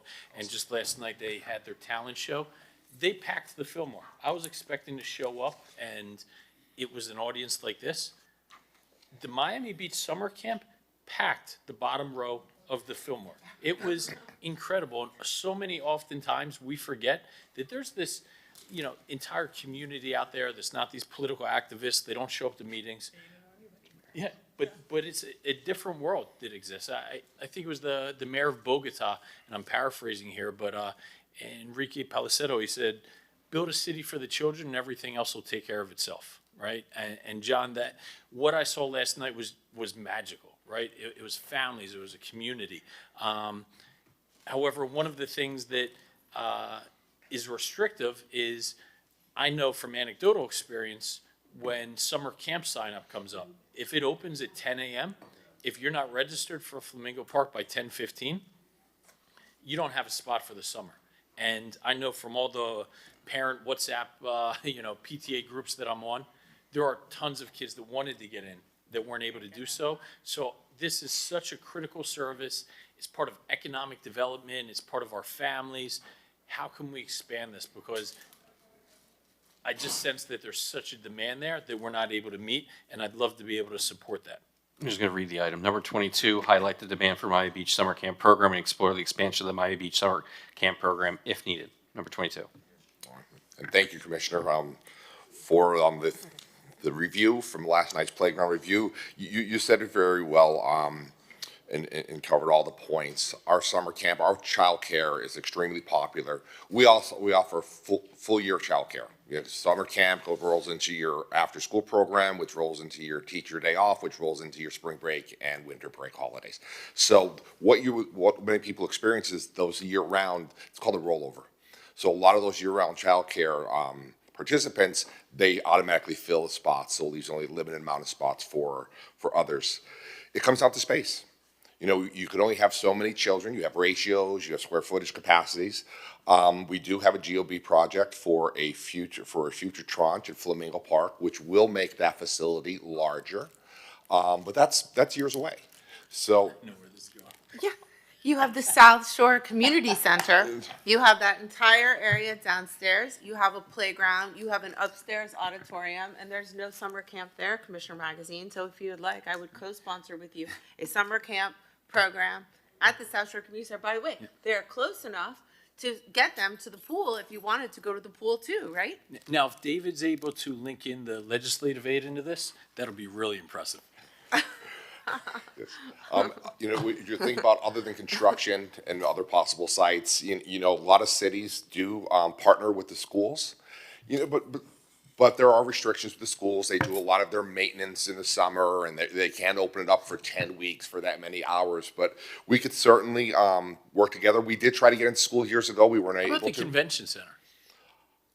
That's out of my school, so to say, but it's certainly a large enough, property, and the possibilities are endless. We go, just think of the convention. So we're essentially space constrained right now. It's all me ask space. let me ask you a question, John.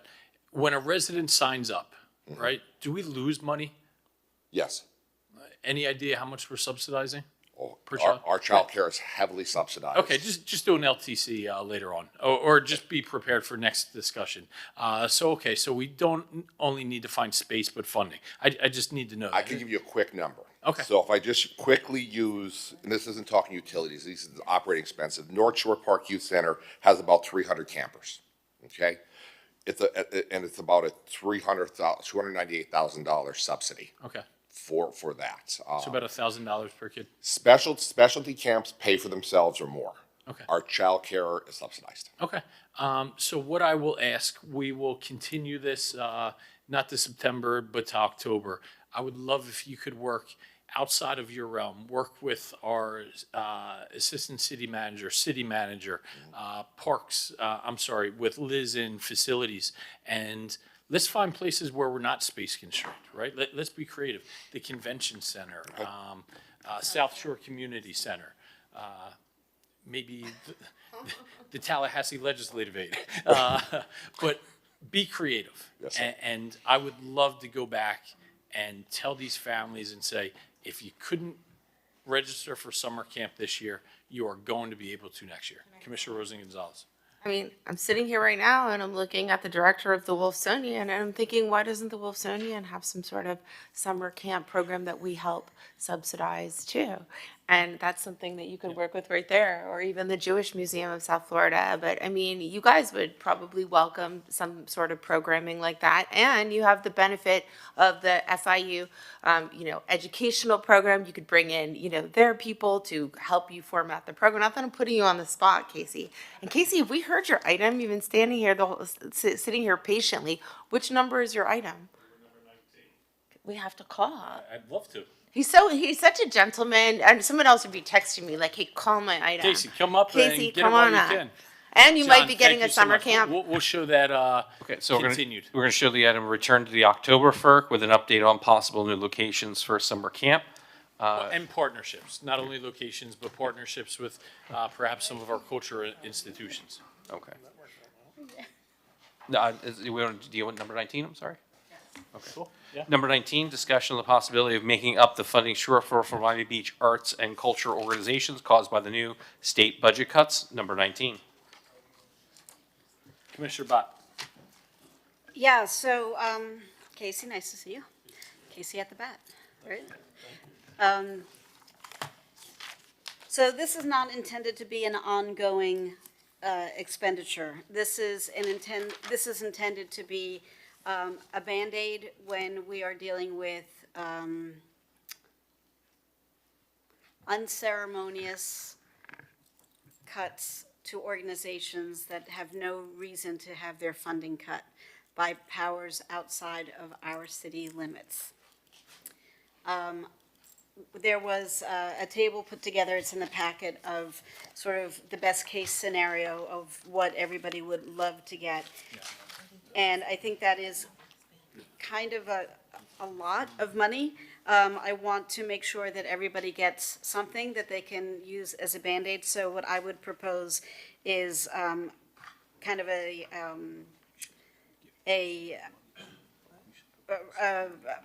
format of either $25,000 or 50% of your ask, whichever is greater. And that's how I would kind of proceed with this. Not yours specifically, everybody on the list. I'm fully supportive of what you're recommending. It's a one-year dip. We want to help, we understand. Obviously, it can't be a line item every year, but yes, I'm supportive. But Casey, before I say my support, how did you feel about that summer camp idea? Yeah. But first, let me ask you a favor. Exactly.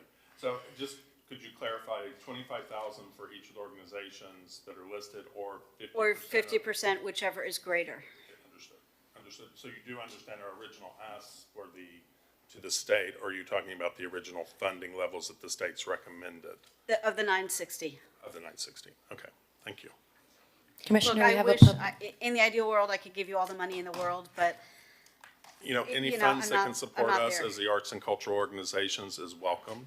We're very proud to be part of a very vibrant community here, and certainly it contributes to the economy of the community too. The dollars we spend, they help with summer camps, they help with education, but they certainly encourage our visitors to spend dollars in hotels, to eat meals. I think there's a very valuable study provided there from the AEP that shows the economic impact of what we bring to the table. Mr. CFO, let me ask a question. Have we issued the art and culture GEO bond? The Arts and Culture Geo Bond approved by voters about 2 years ago. We've issued approximately 100 of the $160 million, and there is a substantial amount, I don't recall the exact amount, 10, 15 million? 5 million. 5 million? 5 million.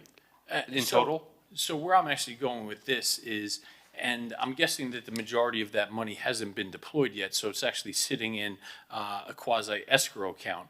And it's earning interest, hopefully, at a much higher rate than we were anticipating when we voted to borrow down on that.